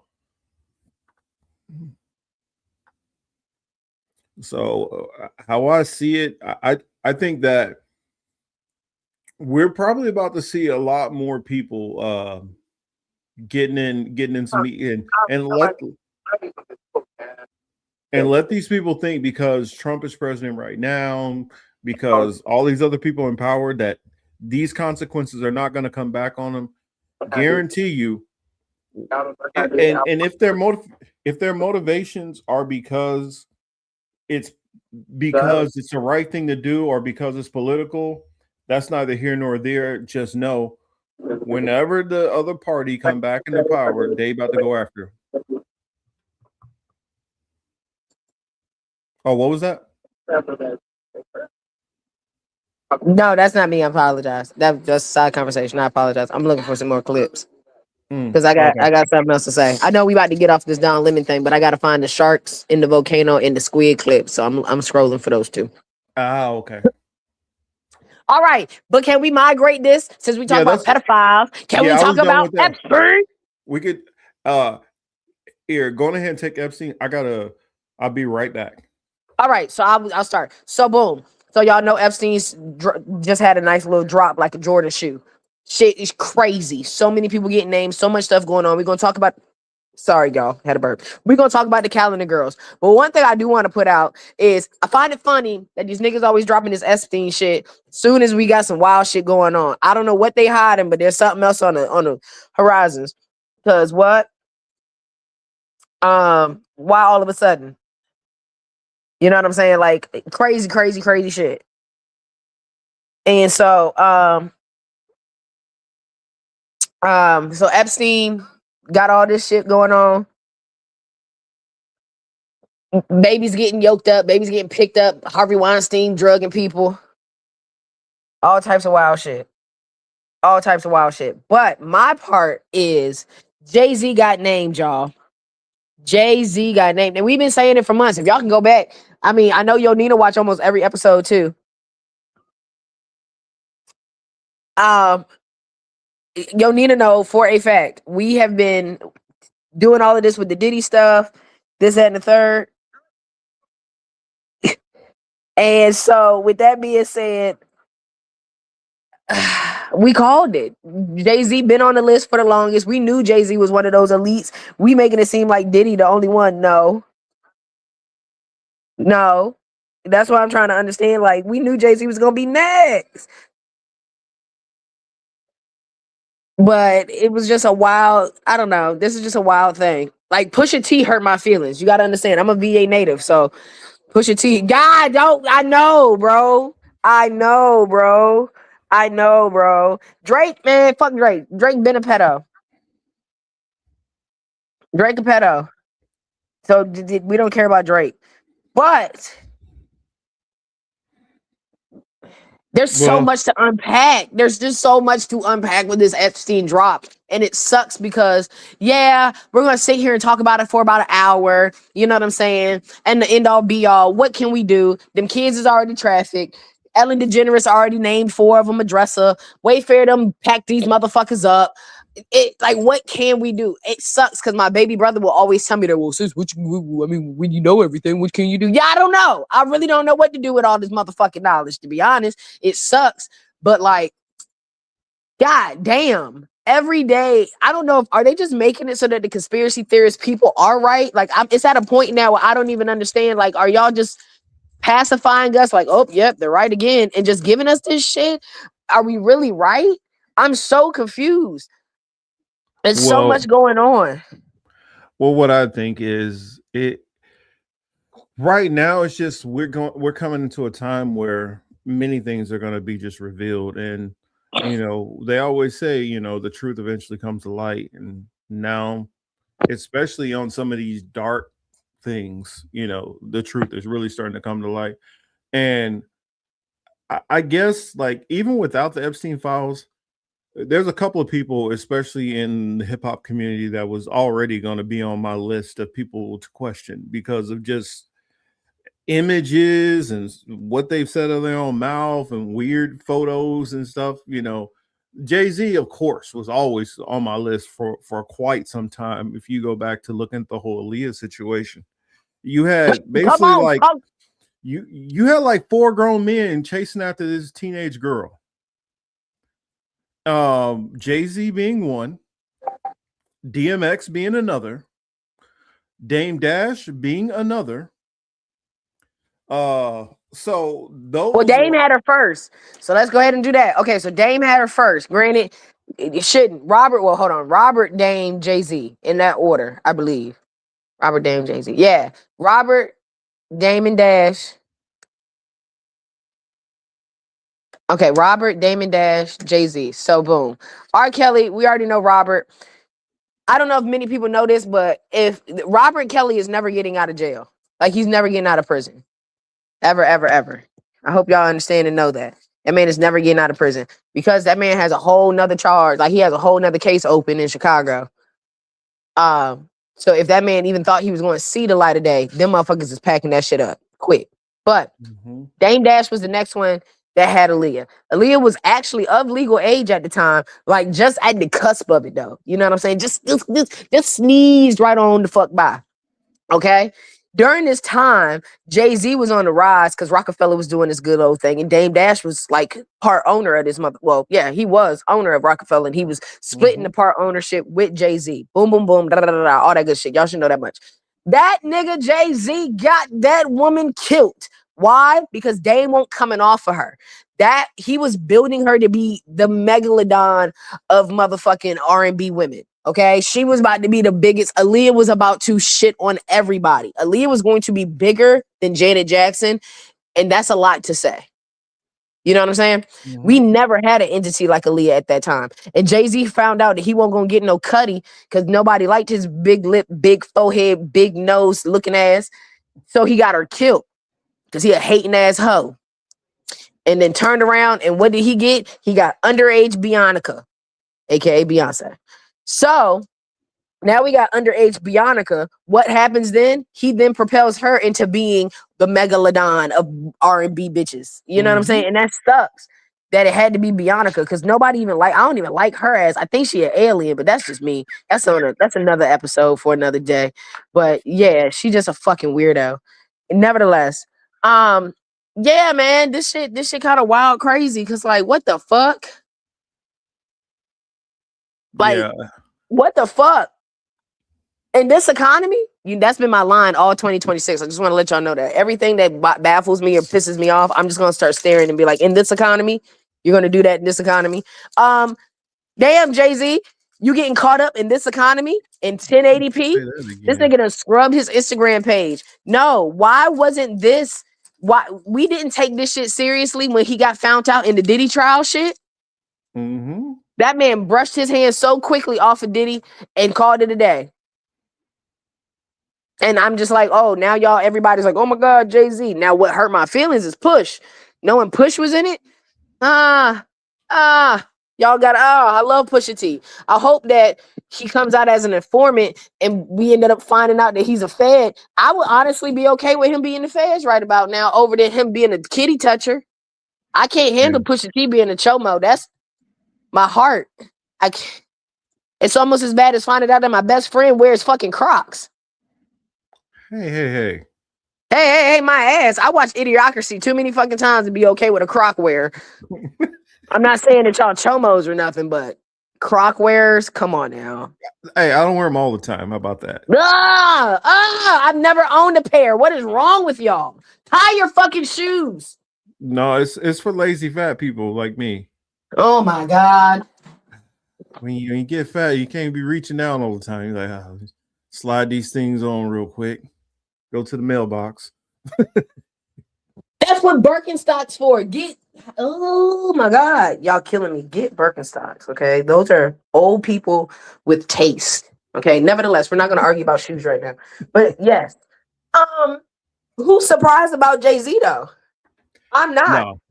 Well, you look at it. Jay-Z, you had all the stories that came out with him trying to mess with Aaliyah, of course. Then we already knew about the Beyonce stuff. And then he had the little was it Little Kim or Foxy? I think I'm getting them mixed up. But one of them he was trying to mess with while they were underage. Who? It was Little Kim or Foxy. It's Foxy. Foxy was underage because Foxy was part of Foxy was in Rockefeller, was a part of their syndicate. And Little Kim was with Bad Boys. And then not to mention you even had Emil who was like very close to the age. When Emil first came in the picture, I want to say she might have been like right at 18, I think. So that's insane. Because he knew about her back in like 91. Well, I'm just trying to. And by the time he blew her up in 97 with Emil, and that was what I want to say she might have been like 19 by that time. 18, 19? I don't know. Yeah, Foxy was like 15. Yeah. I don't know if Beyonce was even 17 yet. She might have been 16 still. Because when she first came on the scene, I was hearing the Mike Epps thing. Mike Epps, when he was talking about doing Showtime at the Apollo, that would have put them around like 12, 13 when they first got on the scene. By the time they hit it big that we knew about them, like 14, 15. By the second album, because two of them are older than Beyonce. Can't remember the ones that are, I can't remember which ones are which ages, but I think like Kelly might be older, a year older. And so I always remember it was like two that are 14, two that are 15. Then it was two that are 15, two that are 16. But okay, have y'all read some of this shit? Like in this, like I've read some wild stuff in there. Like it's just some of the things that are said. It's like it's at a point where, hold on, what is the age difference between Jay-Z and Beyonce? At least 15 years. Yeah. At least 15-year age gap. Because Beyonce, yeah, Accord Lord, don't even start with me on that because yes, my nigga, I don't even know if you're black. I'm so sorry. I'm so sorry. I don't want to say that out loud because it's so disgusting. But I'm gonna put that. I'm gonna put Accord Lords on the screen. Then and then remember that video of that woman who came out years ago that was saying that, and everybody thought she was crazy, and then she just disappeared. I'm finding it odd that everybody. No, I'm finding it odd that everybody's been disappearing.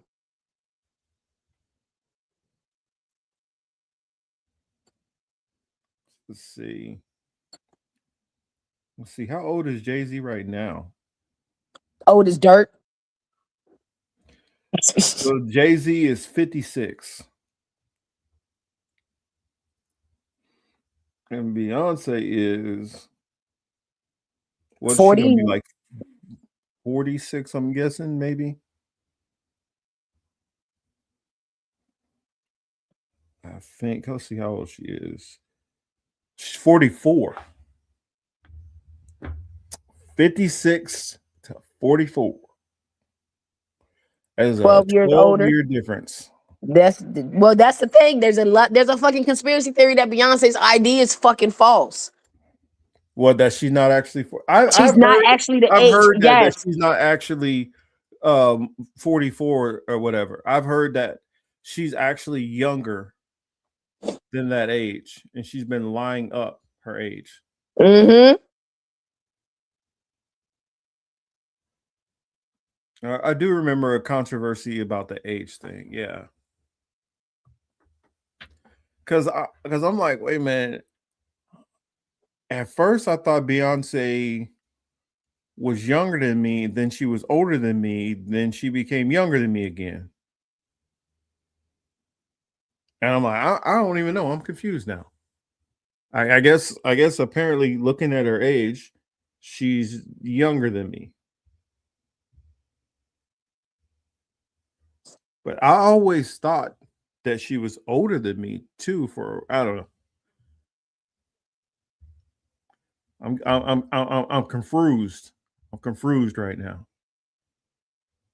Let's see if I do have that video, because my Instagram for some reason is not loading up at all. Hey, yo, Nina, don't come for Sagittarius, okay? Don't do that. We not that bad. I'm just saying, don't do that. Don't do that. Talk about some Annie's and the Sagittarius. Come on now. It's not. That was about to be a real fucked up sentence, but I like a little age gap too. Not like that. I like 3 years from my age. 12 is crazy. 10 younger is insane. And my dumbass thought that was cool at one point in time. Don't worry, he was still legal. Y'all, relax. I'm not an Epstein friend.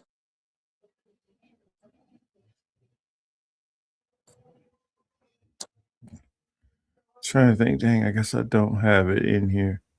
What you need? Or did you send it to me? I think you might have I sent you the thing about Kanye talking about Pusha T and them. That's in the chat. That's the first Instagram thing I sent you.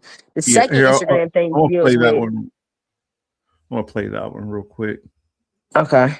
If it behaves, well, I'll play it anyway, and we'll take our chances. Hopefully it behaves. So, hold on a second. Yeah, that's the right one.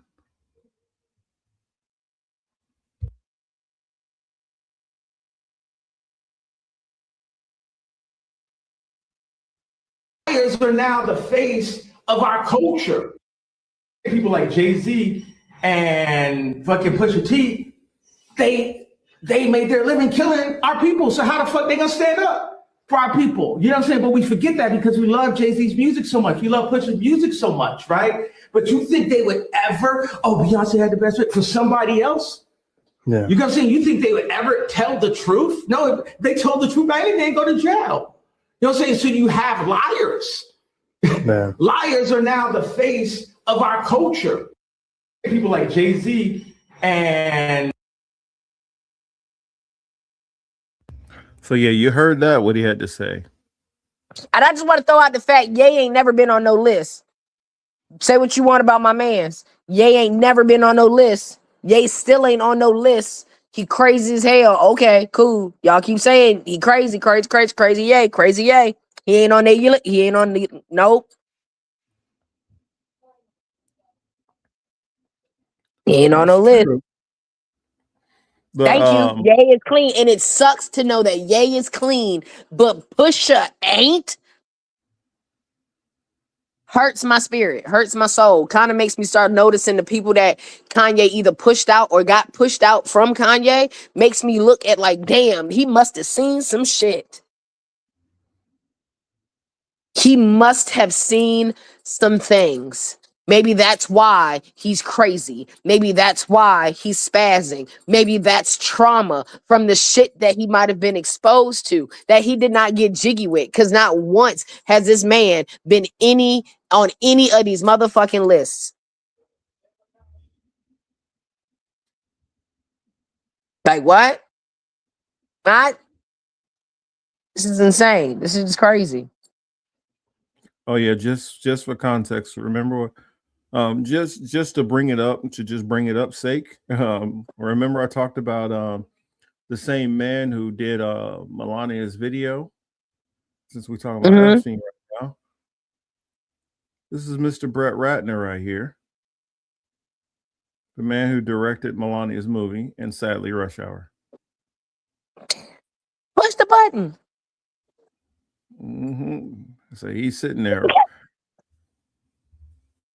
Oh shoot, it's not showing. Oh, there it is. I guess my screen's a little delayed. Yeah, that's him. That's old Brett Ratner. Yeah. And the Bill Gates one. Bill Gates out here giving that herpes out. Hey, had to go get it. He gonna try to drug his wife and then give her antibiotics while she's knocked out, so she won't know that he gave her the HIV. And we was wondering why all of a sudden she decided to divorce him.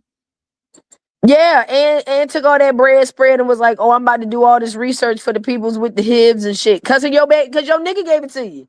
Oh, dirty dangling having, yuck. Bill got the herpesiphilis Gates. That's nasty. Bill giving it out for free ass Gates. Yuck. Fucking should be ashamed of yourself.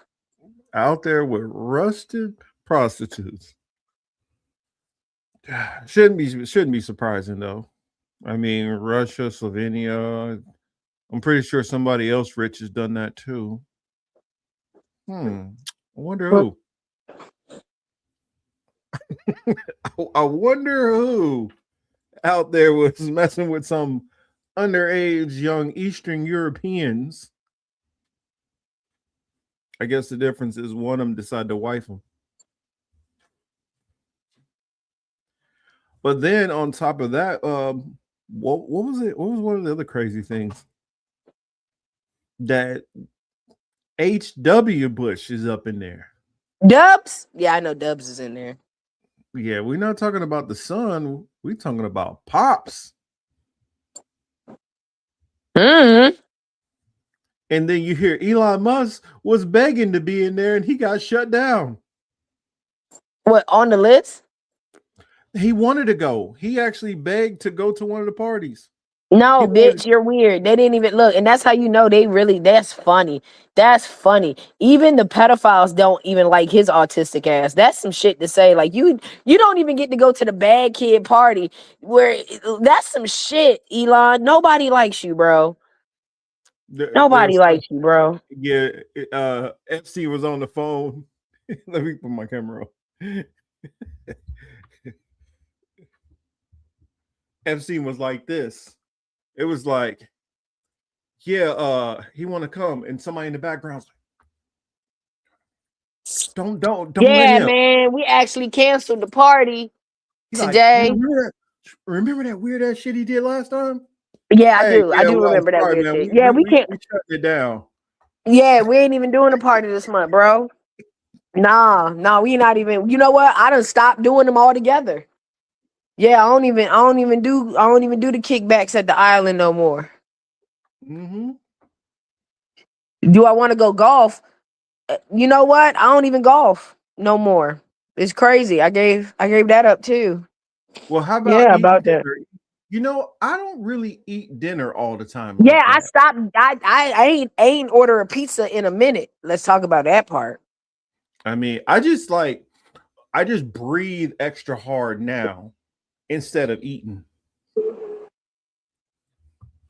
See, Jackie, I don't know. I don't even think that he wasn't because his daddy had money. You get what I'm saying? Oh no, he was. You know what I'm saying? Huh? Because you got to remember, at the time, what was it, 2013? Oh, he was rich enough. See what I'm saying? And not to mention, he still had his daddy's money too. Because Pusha T ain't nowhere in they category as far as money. Chris Tucker. Ooh, that shit hurt. Chris Tucker and the Rush Hour director. Oh Lord, I just connected it. Oh wow. Come on. You know who else ain't on them lists? Denzel Washington, Spike Lee. You know somebody who else is on there, which we don't really mention very often? will.i.am. He's not on the list, or he is? He is on the list. What the fuck? Black Eyed Peas? Yeah, let's get it started. Yeah, that him. I mean, think about how influential he really is. Of course he needs, yeah. And then some of them, they try to say, well, no, some of them were just there as entertainers. And I ain't trying to hear that shit. You're playing at the diddler parties? You know Celine Dion was there also, right? No, not Celine. Oh yeah, my God. She's like the queen of Haiti, low key.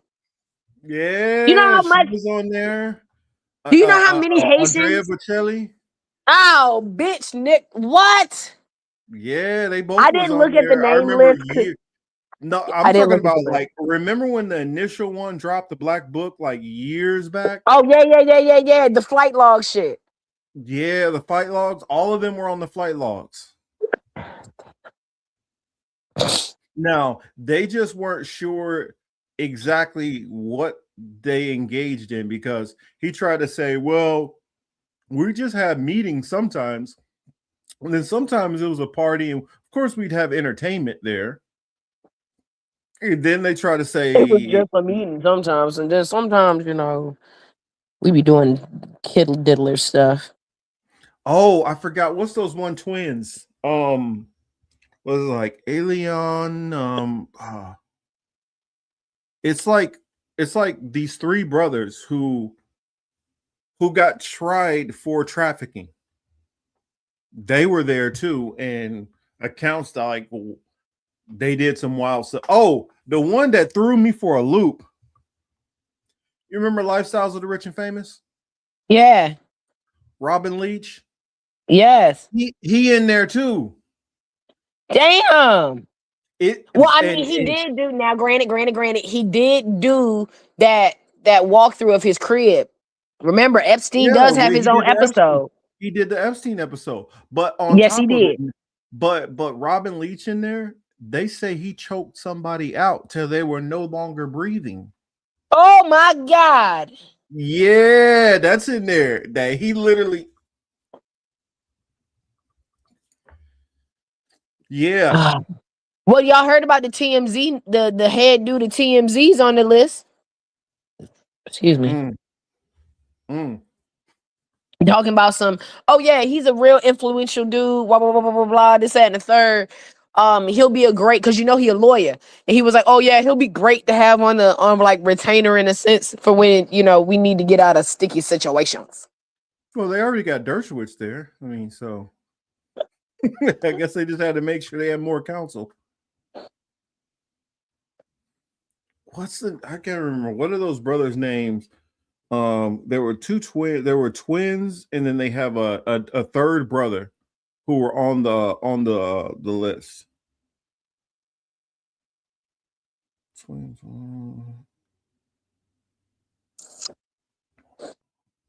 Let's see, what are they names?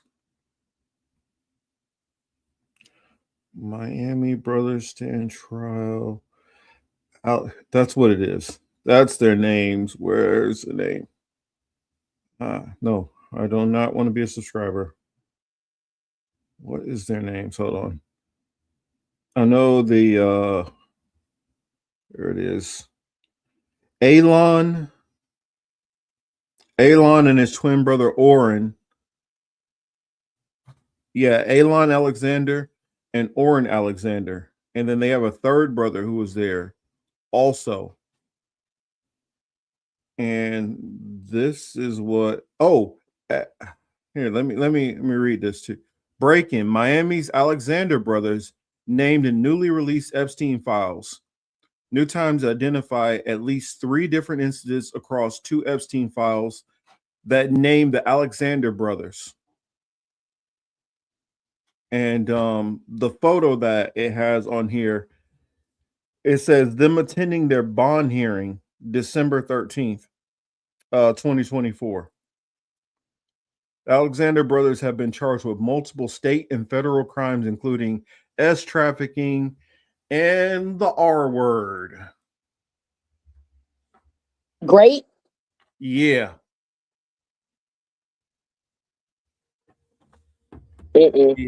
Yeah. I can't. Oh no, I can't remember the third brother's name. But here, I'll show you him. So these are people who are on Epstein Island, and they have now been charged. Let's see, Alexander brothers.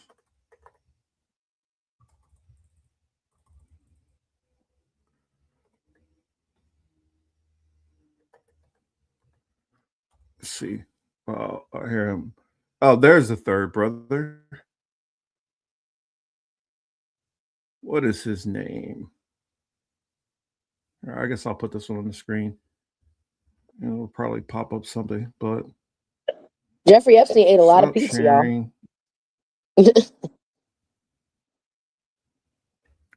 Let's share this one real quick. Yeah, and shout out, of all the channels that I've seen cover this, Sabby has done an amazing job. So I definitely highly recommend you guys check out the couple of videos that she's done on it. Here they are. What to know about the Alexander brothers? S trafficking trial.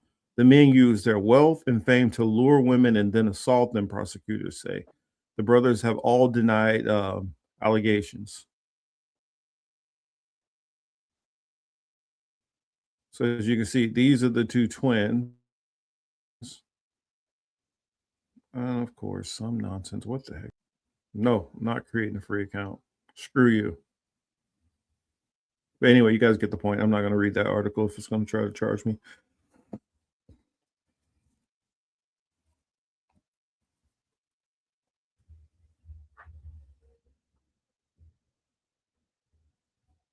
Oh, really? That's interesting, Accordy. What? That's very interesting. I hope that's not the case. So you see the one report he put as far as Sabi's producer. But also, when you get to the point of as big as Sabi is right now, it's probably almost impossible to keep from having some person try to infiltrate you. Hey, So, Accord Lord, yeah. it's also which R word are we talking? Are we talking? Because one of my R word is one of my favorite R words. Okay, if we Not talk that about the one. same R word, not my favorite one. It's great. No, not your favorite one. Yeah. Oh, See, not my favorite one. That's sad because I love stuff that is great flavored. So I have a hard time using these words because I'm like, damn, it messes it up for having a conversation. I don't know who Accord Lord is, but I like you. I really What? do. I like this person because they knew exactly. They was like, no, not your favorite one, not Tar T. No, not that one. The F word is also banned still. But I found out that Hey, in do I gotta 2026, start saying? Do I gotta start saying? I love purple now. I purple want the drink. purple It's drink. purple drink. I want the Yeah. purple drink now. Give me the purple Yeah. candy. Purple drink. Yeah. You know what I'm saying? Purple drink juice. Well, you can't even say juice for real, because you know I be using apple juice Oh yeah, as yeah, those yeah, yeah. people, and I call them the Welches. You know, because they live over in Welch. That's the apple juice. But what do they call them? Beta. I call them. That's the grape juice over there.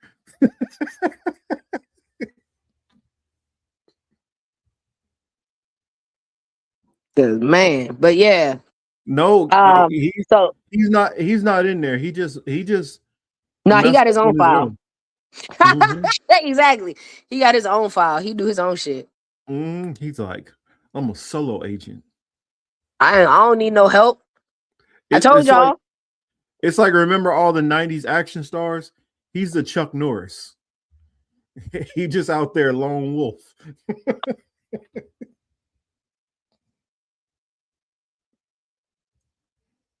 But yeah, what was something else that was crazy that I remember in there?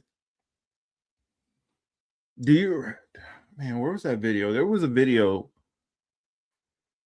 Is it in my Instagram? Let me see. I probably have sent it to somebody. I know I probably sent it to somebody. Let's see. Because it was okay, go to messages. Damn, what the hell's going on? Or did you send it to? I know I sent it to people, but I think Teal might have sent. I think we both saw it. I think you might have sent it to me also. Where is that? Or not? Dang, I don't know where that is at. But it was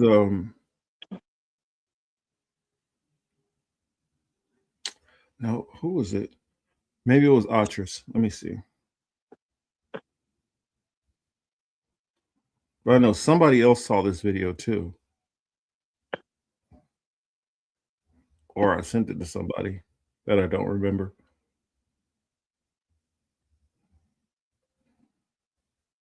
Oh, wait a minute. Let me check Hamza. Maybe it was Hamza.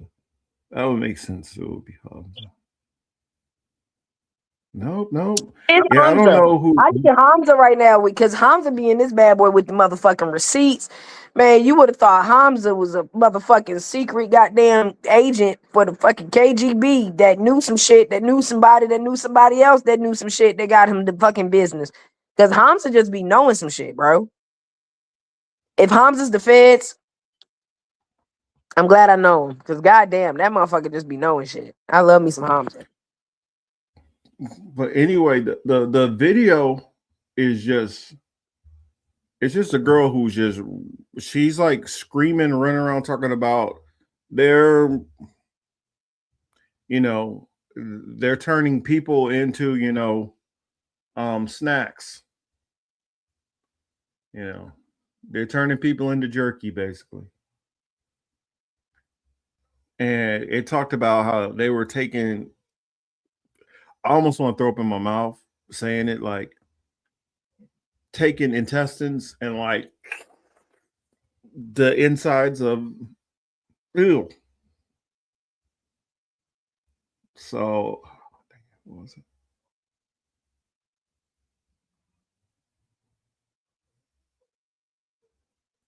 I don't know if y'all heard me. I'm sorry, y'all, if y'all didn't. But pretty much, I I was didn't going hear. to help Marcus out, and I was going to let y'all know that they was doing human chitlins. Yeah, that's what, and not cleaning them. Without cleaning them, they was eating human chitlins without cleaning. And and this is coming from humans that are telling you that eating bacon is bad, but baby chitlins is good. I don't know where that what. Have y'all ever had bad bacon? I know for the people that's probably practicing certain religions that you haven't had a chance to ever try bacon. I'm so sorry. It's kind of like me. I ain't never been able to eat a piece of pecan pie. I'm allergic, so I get it. But like bacon is delightful for me. I love bacon. I mean, before I switched to my faith, I've had bacon. Thank you. That's the point I'm trying to make. Ain't it delectable? It's amazing. Kind of make you a little sad that they put it in the book and be like, you can't eat it no more. It's like, damn, kind of knew what I wanted. Like, I don't know. In my opinion, I feel bacon is addictive. But like chitlins, I do not eat chitlins. No. I don't do no innards of any animal, to be honest. That's just not my stilo. I don't do insides. I just do the meats. So knowing that you sitting here, not only did you bypass bacon, that's where you drew the line. But you was like, we gonna fuck these baby chitlins up. Disgusting. Weirdos. Fucking sick fucks. No wonder Eyes Wide Shut and some of the fucking movies that we watch have some of the wildest shit in it because y'all hanging around some wild motherfuckers and y'all just writing this down, making mental notes of what the fuck you seen at the Pizzagate party down the block. Went home, wrote it out in the script and was like, this shit gonna sell. Obviously. Because we can't fathom that it's real. You gotta make it seem like it's make-believe. And it's not. These niggas is weirdos. Disgusting. I know some of the stuff that I like. I remember Yes, Sadie, go ahead, baby. I think Till, you sent me that one video about you sent me that video about the Simpsons guy who was in there. And I'm like, I've been told people this. I'm like, I didn't tell people that he was Epstein, that he was on Epstein Island. This is way before. Like, I've been talking about the Simpsons episodes and they predictions. I'm like, this ain't predictions. It's because they part of the crew. They've been given the script. So that's what y'all are hearing. They're not predicting nothing. They're telling you what's going to happen because they already know what's going to happen.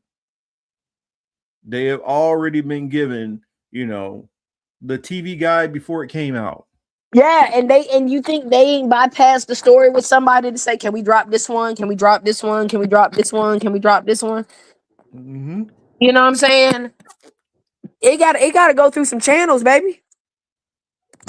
And I think a big part of that is when people say, hey, I saw that they about to do blah, blah, blah, blah, blah off of this cartoon that I used to watch.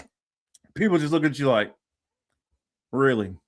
Tell me more about how a cartoon for teenagers and young adults is hiding secret theories in it. Yeah, please, detail more that this evil cabal is putting their plans in cartoons. That's the whole point. So it makes you look crazy. And everybody be mad at Kanye. What? Everybody mad at Ye for what? Why y'all mad at Ye for? Ye ain't done nothing to nobody. But told you what time it was. But let them. She probably need to go. But let somebody say, we don't like the apple juice people. We don't like the apple juice people. But the apple juice people is people that's in charge of the shit. Look at the last name. Jackie, I'm confused now. I'm with you here. I used to be like, this is so nasty. Yes, I've never done liver and onions. My mother, My mom used to force us to eat it. yo, she used to do that shit, and I told her, I said, Mom, I'm not doing it. I had one bite because we had a thing. No, thank you, bites. Mm-hmm. At least try one, but no. I'll be like, well, I guess I'm just gonna be hungry tonight then. Hold up, Ye got the call. You know what? I think the Ye that's out here apologizing and shit is not the Ye that I list. That is not the same nigga that wrote Graduation. I put that on everything. I love Lord Accord. And yes, I saw A Dingo Ate My Baby said some other. Yes, A Dingo Ate My Baby. They was out here slurping it like goddamn yogurt tubes. Insane work. But back to Accord Lord. Ye, the Ye that's talking to us right now is not. I'm convinced after seeing this whole thing with the steams and all that wild ass shit, if that shit is true, if all of this is real, if this is not just another psyop, if this isn't just something to distract us from the fuckery that's going on or whatever have you, I think that nigga's a clone. And everybody's gonna be like, well, why would they clone Kanye? Why would they clone Gucci Mane? I don't know. Why the fuck would they pick Nicki Minaj to be the spokesperson for niggas? I don't know. None of this making sense. I don't know why they picking these particular niggas. I think whoever they could get to raise their hand. And she was like, pick me. You see what I did there? Mm-hmm. Pick me's. I love it. That's all it was. Don't know. Hell, they might have even told her, it's like, yo, you got this situation going, that situation going. We can either make your life a little harder or you could do something for us. Now, I don't know how they thought that she would add credibility, but I don't know.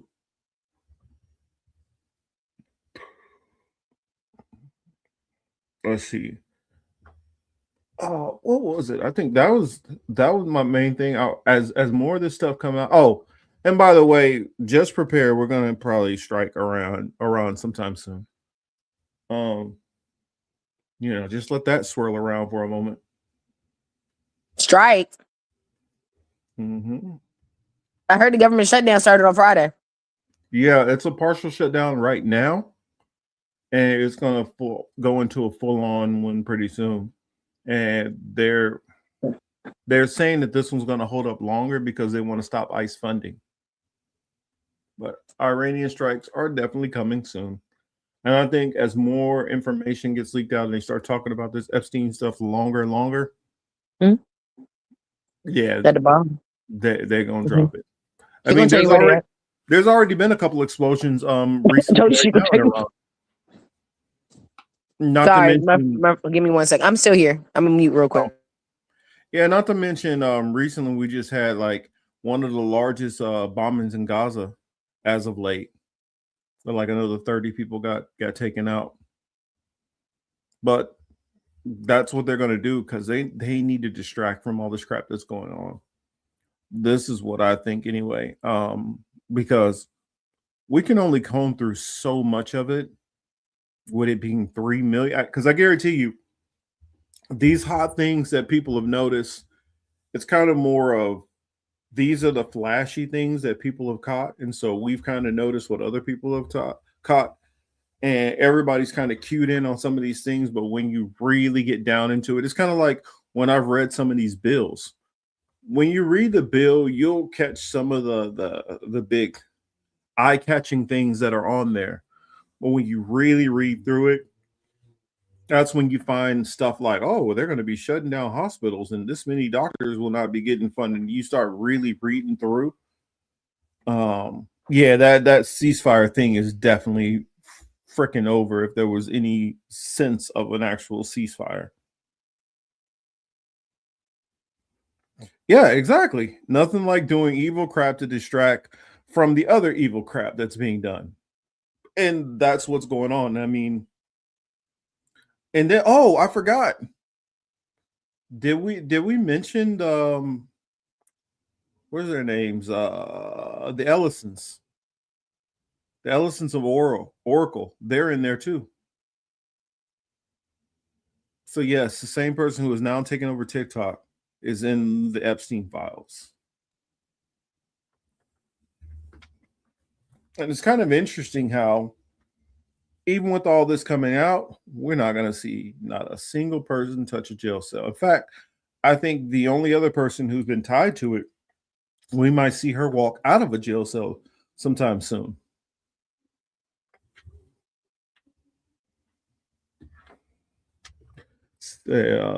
Chris Say says, I'm starting to think it's not true that the U.S. is a declining power. Consider it has such a vast and varied array of powers. China and Russia don't have the evil power to call on. Well, here's the thing. It's declining because it doesn't have the prowess it once had. Now, that doesn't mean it's not still dangerous. That doesn't mean it doesn't still have a lot of means on its hands that it can use. It just means that it is weakening now. And the reason why I'll say it's definitely in decline because the U.S., I don't believe is controlled by the U.S. government. When your government is completely captured by a foreign government and you're operating under the guise of that government, what does sovereignty mean? What does control of your country mean? What does patriotism mean? Because when you're patriotic to whatever the party in power or whoever the official people who are running your country want done, it all depends on the lens of which they are doing these things. Are they doing it because it's what's supposed to be in the best interest of the country, or are they doing it because they have some kind of donor or somebody who is a political benefactor or somebody who within the government has a personal self-interest that conflicts with the government? Most of the time we never know which one of the three it is, but guarantee you typically with the people who've been in power, it is one of the three. Either it's some big billionaire donor who put money into their coffers while they were running and say, I'm going to need a return on my investment. Money that they have in some kind of blind trust that they're making money off of.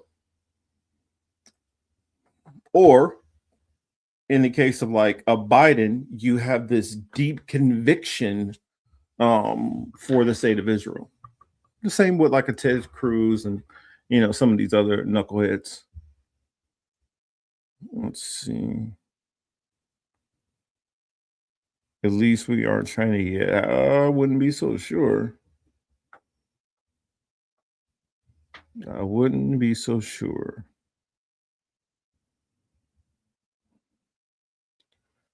China and Russia don't have a Bill Gates and Epstein. Yeah, they do. Yeah, they do. Russia has all kind of billionaires. So does China. I mean, here, let me pull up China as one of China's most prominent billionaires.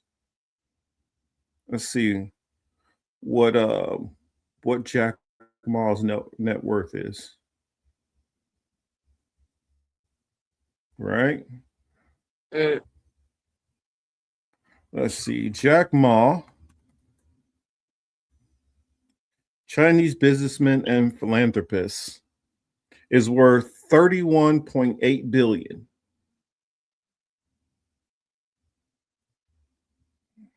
And I never remember the Russian billionaires, but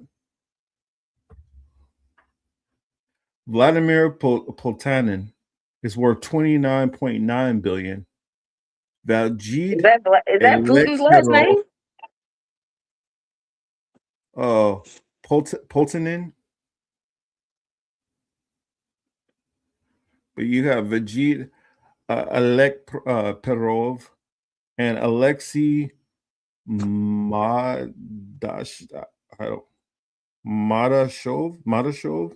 Apologies for butchering these names. With fortunes heavily rooted in metals, mining, oil, despite international sanctions since 2022, many Russian oligarchs have seen their net worth increase their net worth increased due to high global commodity prices. So, and there's more. You can go down the list. There's plenty of like Russian billionaires and Chinese billionaires too. That's the reason why I say that these systems are not these full-on socialist communist systems that people claim that they actually are. But yeah, oh yeah, Till, did you notice the Ellisons were on the Epstein files also? I did not. Mm-hmm. Which you don't need to blackmail them. They're gonna do what says anyway. It's just they are in there. And speaking of social media, right now a lot of people are fleeing TikTok because of all the new changes that have come due to Larry Ellison's, massive change in political push to support the nation that will not be named. Well, I just noticed something else that's been going on Facebook. On my Facebook, I am following a bunch of people that I had no clue I was even following. And for those who have not been onto their Facebook in a while, go and check it out. You might be surprised who you're following. Because I definitely was. I was like, I'm not following them. Here, let me just pull up some of it. Let me go into my following. Oh, granted, I've deleted some of it, but here I'll give you a couple that I'm like, I'm not following. I didn't intentionally follow them. Sky Vodka, Trident Gum, Jaguar. What? Mm-hmm. Bacardi. Let me keep going. Smart Start Daycare.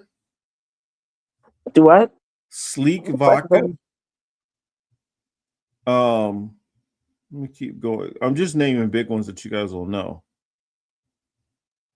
But because there's a whole bunch of them in here that Heartland International Fashion Week LLC, Liberty Defense Group. What's some more that I see here that I'm like? Aero Security, whatever the heck that is. Vice President Kamala Harris. I already unfollowed from JD Vance. They had me following JD Vance also. What's a couple more that's in here?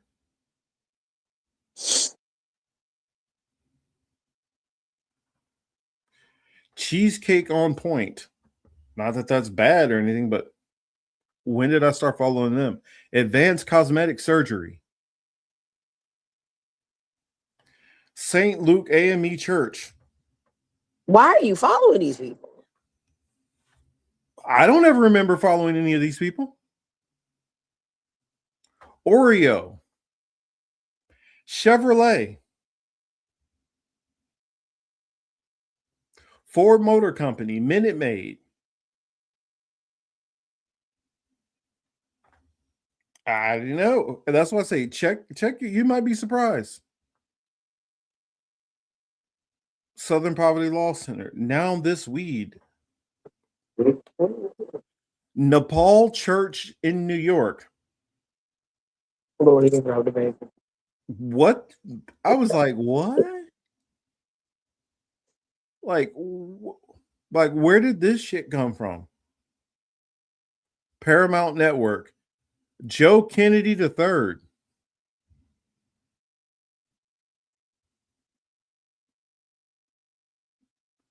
MTV Decoded. Huh? Ezra Klein. I'm telling you, every one of these that I'm naming, these are not ones which I have followed myself. Occupy Democrats. MS Now. Maybe Vice News. I might have did that one. But there's a bunch of them that TED Talks. Don Lemon. I ain't following no damn Don Lemon. I was about to say, you follow Don Lemon, bro? D.L. Hughley? Oh, I hate follow that D.L. man. I don't follow D.L. Hughley. Let's see. I mean, there's so many that are in here that I'm like, CNN, BBC, CNN International, Netflix is in here. I did not follow none of the. I probably am at this point. I probably am at this point. CBS News is in here. Dick's Sporting Goods.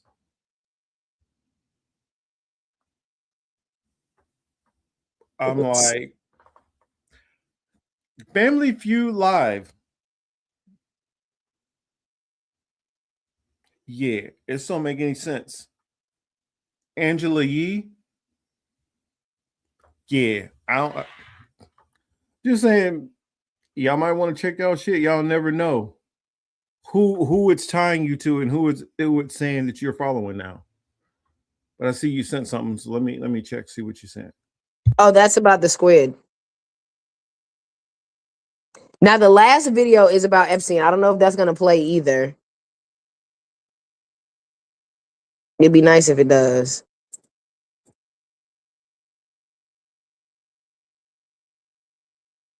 Or the second to last one.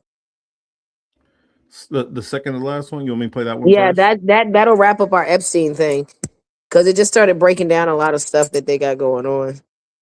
Well, here, let me grab that one first.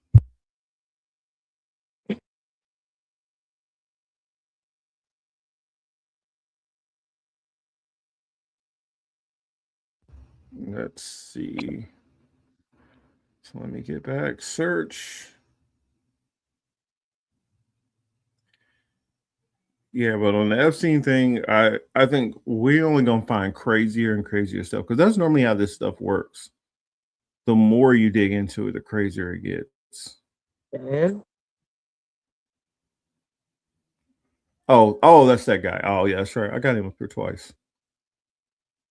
Right here. Let me share.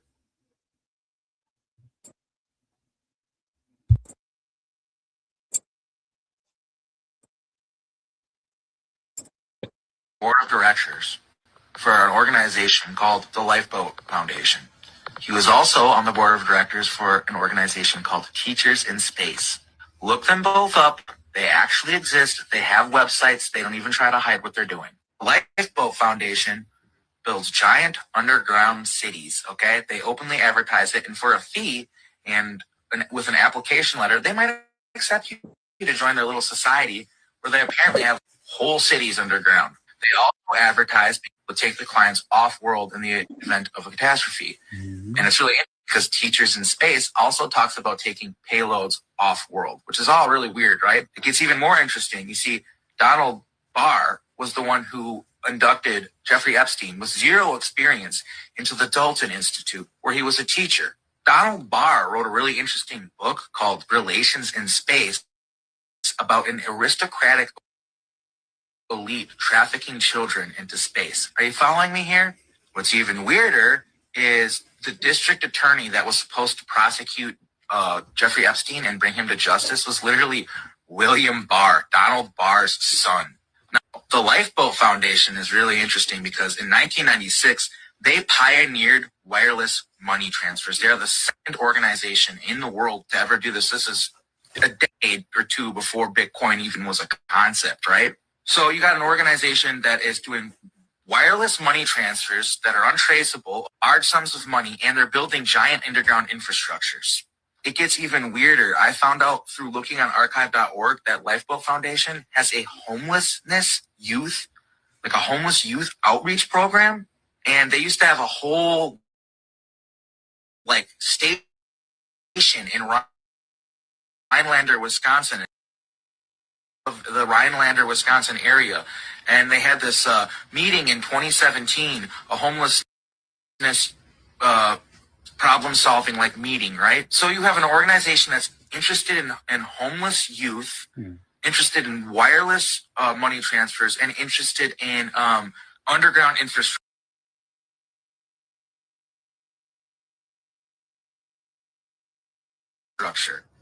I don't know if you guys heard about Sasha Riley, but he's telling the truth. He was trafficked by the Epstein elite.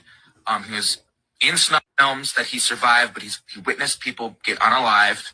And what I'm telling you is it gets crazier. The reason why Epstein surrounded himself with the scientific elite is because he was doing human cloning and he was doing consciousness transferal and stuff like this. I swear to God, I know this gets crazy, but it's true. And what I'm telling you is he had celebrities down there. He had a cloning center down there. And I know because I some of these films. They're on the dark web.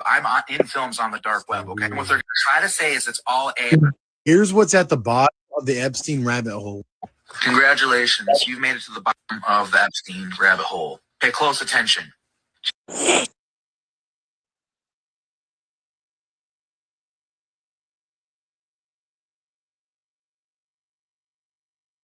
So were you guys able to hear that?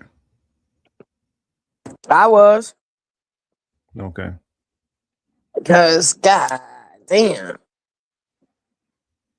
God damn. It sounds like Fallout to me. Never know. I mean, I told y'all I think Jay clone. I know for a fact that they did have these like fallout shelter like cities that the government had created in the 50s because they were worried about nuclear war with Russia. Mm-hmm. And I bet Ghislaine Maxwell's daddy wasn't part of the infrastructure for that. Epstein's granddaddy was part. Man, listen. Don't get me started. I know they all got parts on parts.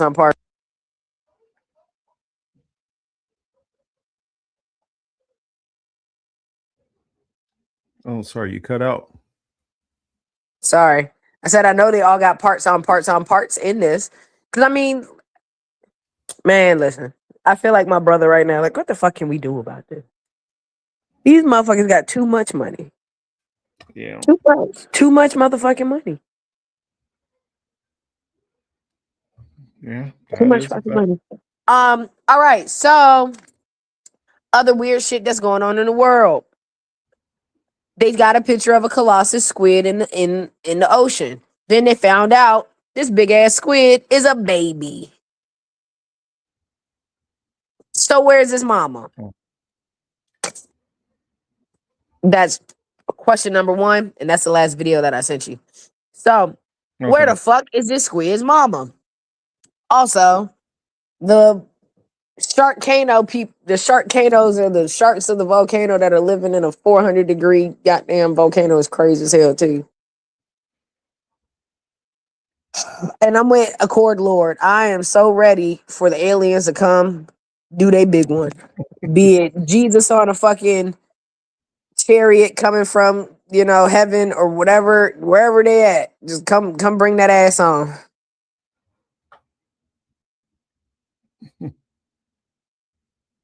I think they're filling reservoirs too. But clicked the wrong button. Sorry. Wrong one. Better clicked. Nah, man. I don't believe that. I believe that they are utilizing that water and filling up reservoirs somewhere else. Prime example is look at the fires that happened in California. We can't account for none of the water that happened over there because they damn sure didn't use it to fucking get rid of them fucking fires. Good gracious things. Acting crazy. And the rights of the water in California are owned by 2-3 families or some shit. Ain't that right, Marcus?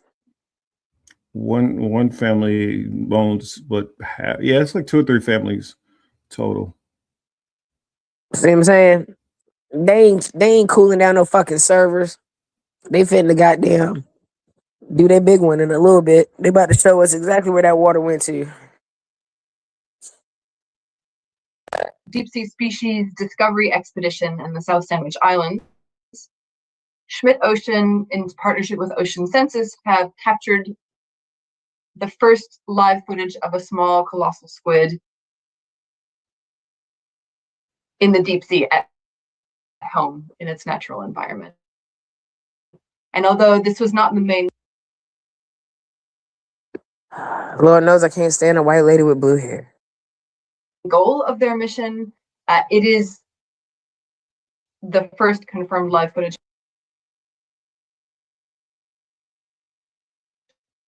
of this animal in the Antarctic deep sea. They were looking in a relatively understudied region of the deep sea around the South Sandwich Islands. And as part of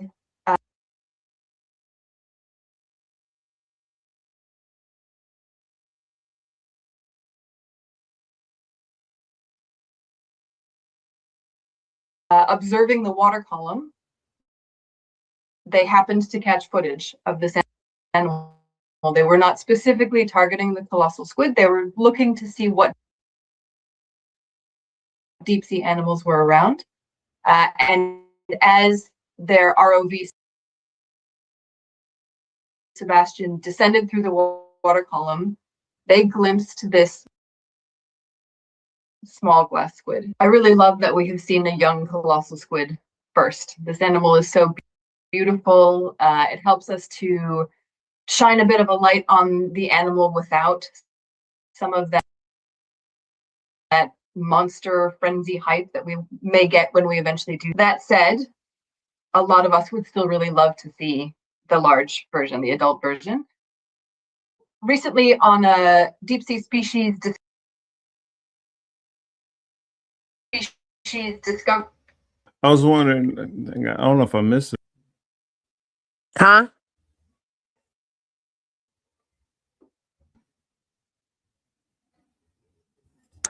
Marcus didn't pay our FBI agent this month for Black History Month. You know you got to pay this man extra. For Black History Month, Marcus. Why did you not pay our FBI agent? I told you about this. I don't know. Can you hear me though? I hear you just fine. You good me though? Okay. I figure closing, I want to throw something out there, and I want to ask just to do a little quick survey. Since the Super Bowl is next week, I want to figure what was some of y'all favorite halftime performances, Super Bowl halftime performances. Because somebody asked me, and I had to really think. And now I've come up with at least like a top 3. My top 3. I'm curious for those who do watch the Super Bowl and enjoy the Super Bowl halftime performances, what are some of y'all favorite ones? Michael Jackson, Bruno Mars, Prince. Not in that order. Damn, ours are very, very similar. Yeah. It's okay, Jackie. Do y'all have halftime performances for the football that y'all be watching over there? Not like these. And I'm not. And I wasn't trying to be facetious, or that was not some satire either. I'm really curious. I ain't never really seen. Well, that's because we don't have their type of television, but I've never known. Like, do y'all got halftime shows in y'all sports? By the way, Cardi B called a 4-year-old toddler a bitch on Instagram. Baby, I ain't gonna hold you, yo, Nina. I be calling kids bitches too. I can't really fault her for that because I don't be meaning it. I almost called Marcus one today and I wasn't even meaning it in a derogatory way. I was just so upset with the fact that he has a fucking birthday tomorrow and he put it second to motherfucking goddamn. Oh yeah, my birthday is the second day of Black History Month. No, nigga. It's your birthday. It's your birthday first. It just so happens that white people made Black History Month around your birthday. I be forgetting about it sometimes. How you kick out of me?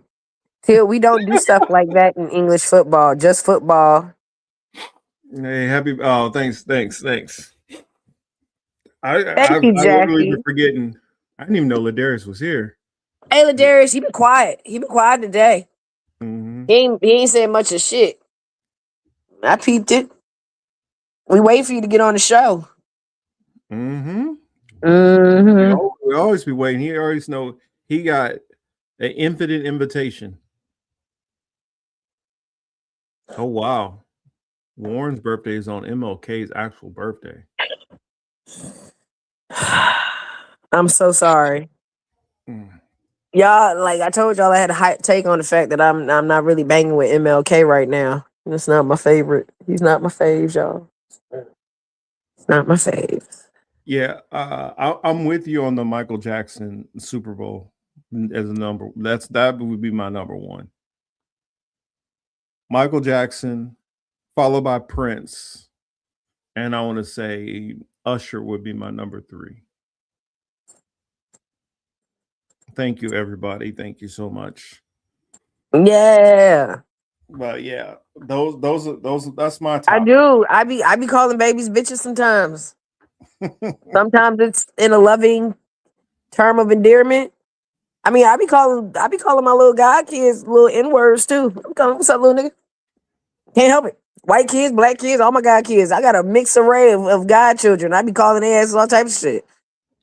So thank you, Accord Lord. Some babies be bitches. I'm sorry. So who were the worst halftime performers? Oh wow. Before the new Super Bowl era, like the old ones just used to be like a marching band would come out. It was like high school. Bruce Springsteen. By far the worst. Bruce Springsteen. Shit. Yeah, the Paul McCartney one was a bore. Paul McCartney was, that shit was terrible. I think I'm mixing him with Bruce Springsteen. Nevertheless, Patti LaBelle and Tony Bennett. Oh my god, they did that with like an Indiana Jones theme going. It was all over the place. It was so all over the place. I really wish that Aerosmith, they could have just did Aerosmith by themselves. Didn't they do Run DMC too? No, they did Aerosmith and NSYNC together. Damn, because I love me some NSYNC, but even I know they shit was trash. No, but what they did is they did one Aerosmith song, one NSYNC song, one Aerosmith song, one NSYNC song. Yeah, it was like a battle. Yeah, they did it more like a versus. And I'm like, no, what's the one where I'm trying to remember what Super Bowl was that where ZZ Top came out?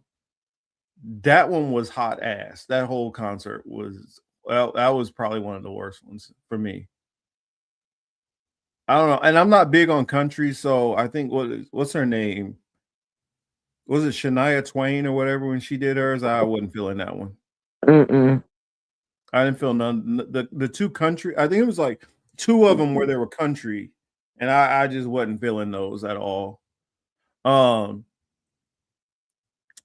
one low key that I give credit to, I don't know how many people in the audience mess with rock music at all, but The Who. I think The Who did a really good job. That one felt like you were in a concert. I mean, that was a good one. Maroon 5 was ass and Madonna's was ass. Yeah. The 40 Years of Motown, the Motown one was good except for one lady. Oh my God, what's her name?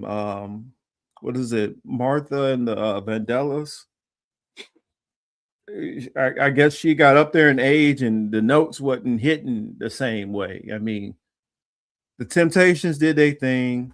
Smokey came out, he did his thing. That was good. Boys and Men came out, they did their thing. Even who else was there? Queen Latifah was singing. Queen Latifah was there singing also. Jesus. Hers was good. Oh, another one. This will surprise you. I didn't really like this one. Stevie Wonder. They shouldn't be having it. And Gloria Estefan. Mm-hmm. That was. I never liked Gloria Estefan any fucking way. That was not a good mix. That was not a good mix at all. They just be putting Stevie with anybody. Just because Stevie makes magical music with any person in the studio does not mean you just need to be pairing that nigga up with anybody. Yeah, Let him at least see what he about to get himself into. Ha ha ha ha. Sorry, yeah. I couldn't let it go. I'm trying to think. Another one I like. I don't know how everybody else is, but the Blues Brothers. The Blues Brothers, I kind of like that when they brought out James Brown. They brought out a couple of people. Mm-hmm. That I like theirs.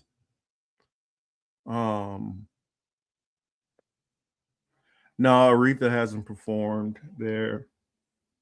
Well, she ain't gonna do it now, ain't she? Dead? Yeah, she did now. I don't see anybody topping Michael Jackson's though. No, that man had stunt doubles on top of billboards at the bitch.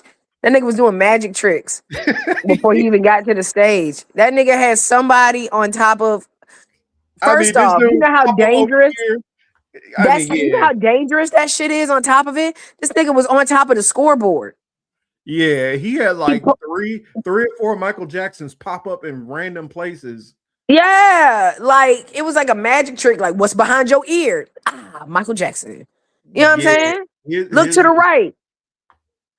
Boom, Michael Jackson on the scoreboard. Like, that shit is insane. This nigga doing backflips and twirls and shit. And the next thing, bump, bump, bump. Now that nigga on the middle of the stage. What the fuck? He out here doing CGI before CGI was even CGI.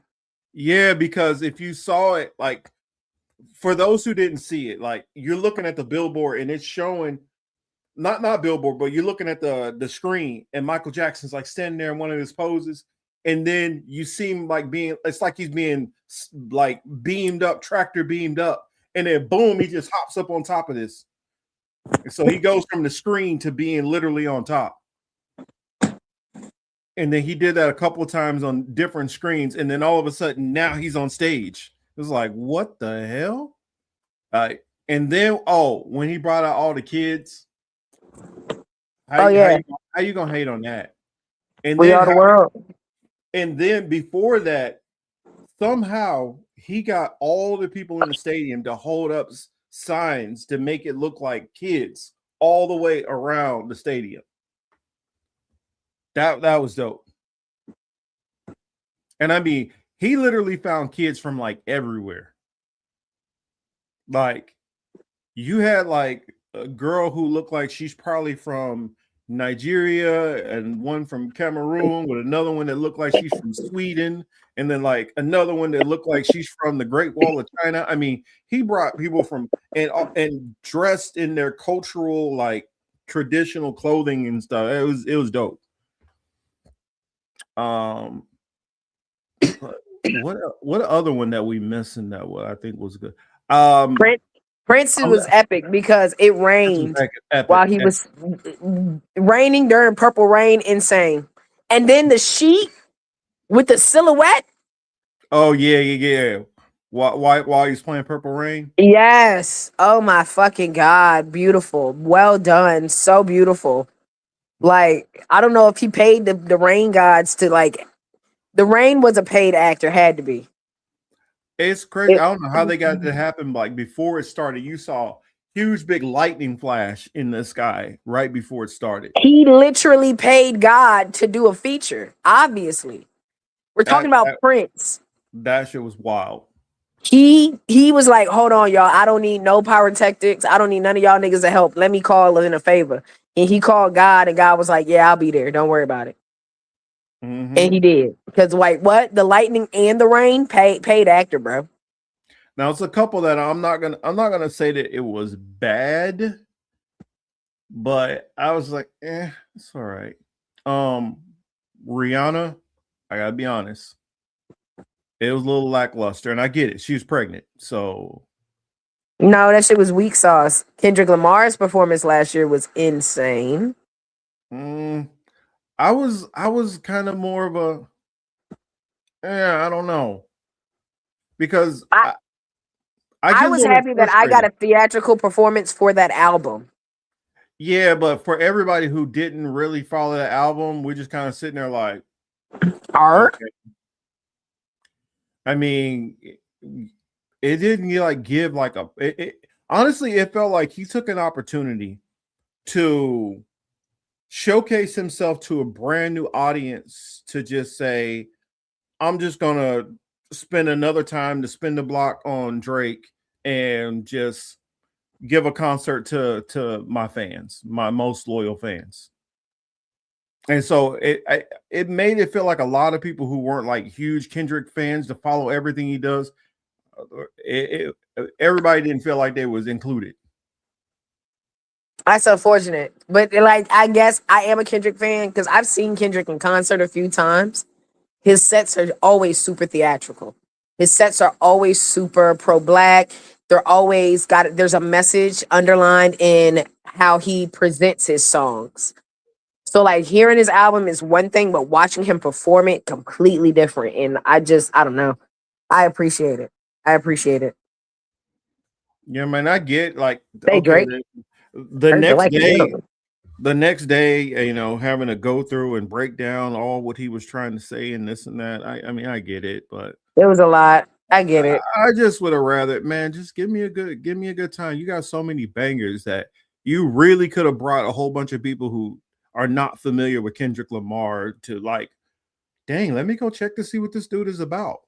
But you had to like know so much context to really get down with the performance. I mean, not that it wasn't entertaining, not that some of it we can catch without knowing, but if you didn't have like some context to it, you didn't know what the hell was really going on. I love Jackie, y'all. I love Jackie. She just comes in with her beautiful, unpop polluted American. I love it. Yes, Jackie. We be knowing. They be telling us like 6 months ahead of the time. So this year it's Bad Bunny. I already know I'm about to love it.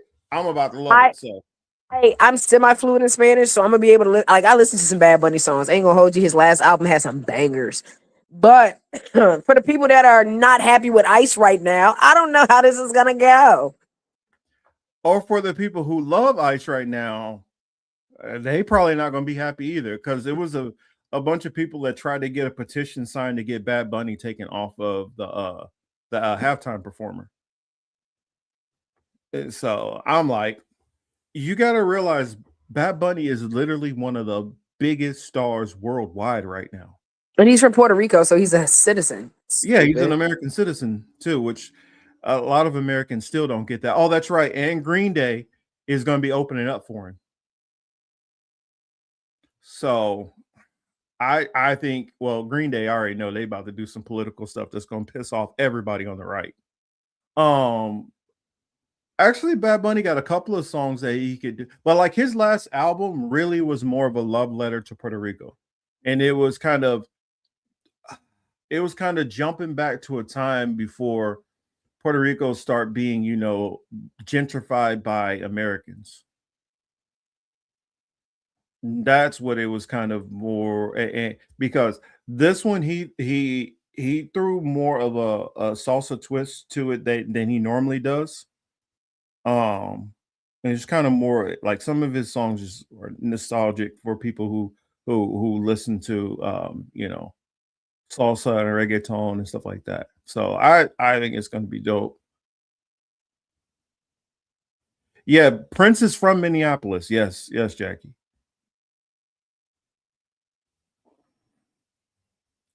But I do kind of wonder how Bad Bunny's gonna play for people who don't speak Spanish or who, you know, who aren't familiar with any of his music. I mean, because like as soon as I heard that he was going to be performing, the one thing that's been racking my brain is, okay, what songs is he gonna do? One I already know that he's gonna. One I know for a fact that he's gonna do because he did it in the promo video. So that song is definitely going to be one of them that's played. But I don't know. I honestly want to get on that Cowshy site and bet like at least one other song that I know he's going to do. Like the song that if I had to bet one song that I know that he's going to do that he didn't do in the that's not in the promo video, I say he's gonna do Monaco. You know which one that one is, right, Jill? The video where he got Al Pacino in it. Uh-oh, lost Jill. I think they're probably gonna they'll probably also do something where they'll have subtitles or something on the billboards, maybe. Or maybe some kind of subtitles on the stage. I don't know. They'll probably figure out something. I figured, hey, it's 2026. They could probably do some kind of like graphic of having, you know, the translation be in the sky or something, holographically, you know, over the stage. I don't know.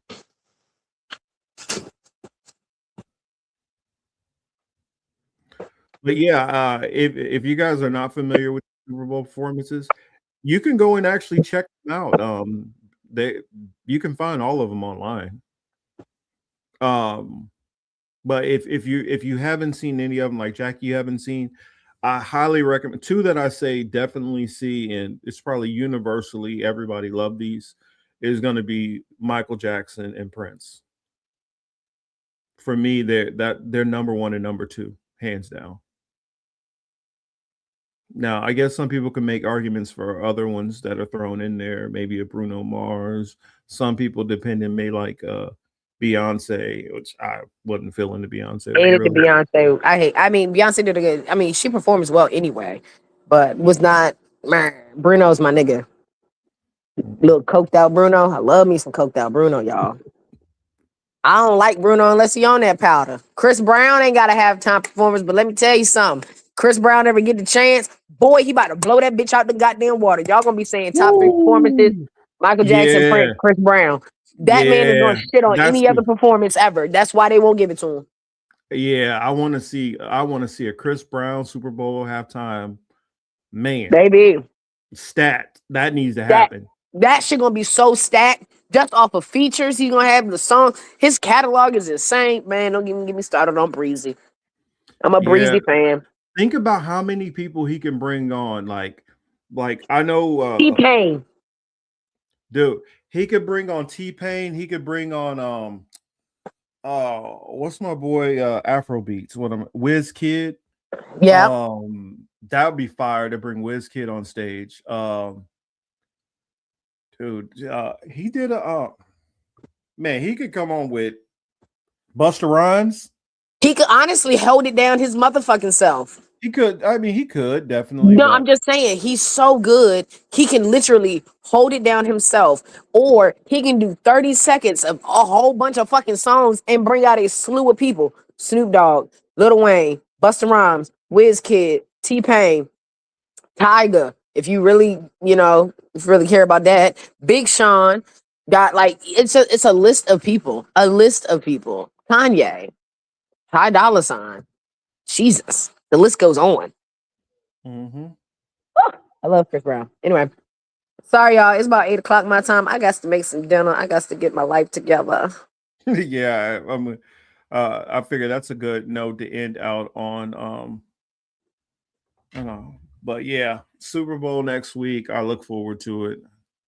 Even though I don't give a crap about either of these teams playing, got to watch it anyway and get ready for the next season. Look, Accord Lord, I don't know who you are. Follow my Twitch, Boo Boo Kitty Fucks. But, baby, let me tell you something.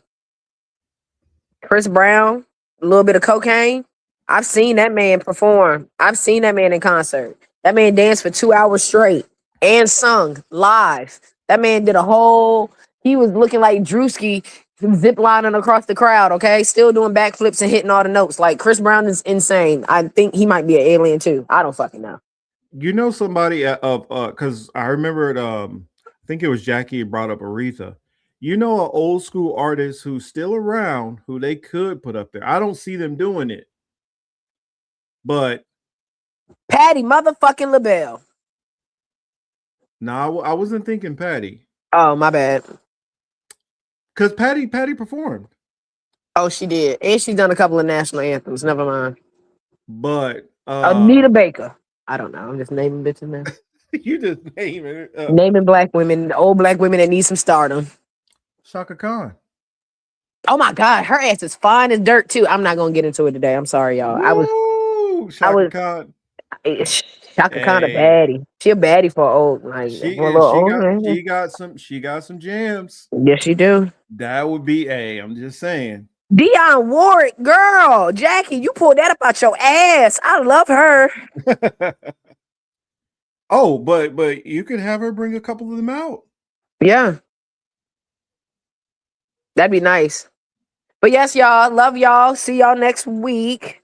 Y'all be great. Be safe. Be blessed. Follow us on YouTube, TikTok, Instagram, Twitch, Facebook. Don't follow us on Facebook because then you're gonna start following weird shit too. Never mind. Oh yeah, I just started. Let me put this out here real quick. I gotta remember. I just started an Upscrolled. So for anybody who's hopping on Upscroll, look for me over there. I'm gonna start putting my content over there because I'm not messing with TikTok. I'm not. They got a bunch of BS going on that I don't want no parts of. So yeah, follow me over there on Upscrolled. I'm gonna start doing my thing over there. But all right, this has been the Political Matrix. I'm Marcus Young Morpheus Cage here with my lovely co-hosts. Woo! Voodoo in nature, y'all. All right, and thank you all for tuning in. Y'all have a good weekend. Peace. There is discrimination in this world, and slavery and slaughter and starvation. Governments repress their people. Millions are trapped in poverty, while the nation grows rich, and wealth is lavished on armaments everywhere. These are differing evils, but they are the common works of man. They reflect the imperfection of human justice, the inadequacy of human compassion, our lack of sensibility towards the suffering of our fellows. But we can perhaps remember, even if only for a time, those who live with us are our brothers, that they share with us the same short moment of life, that they seek as we do, nothing but the chance to live out their lives in purpose and happiness, winning what satisfaction and fulfillment they can.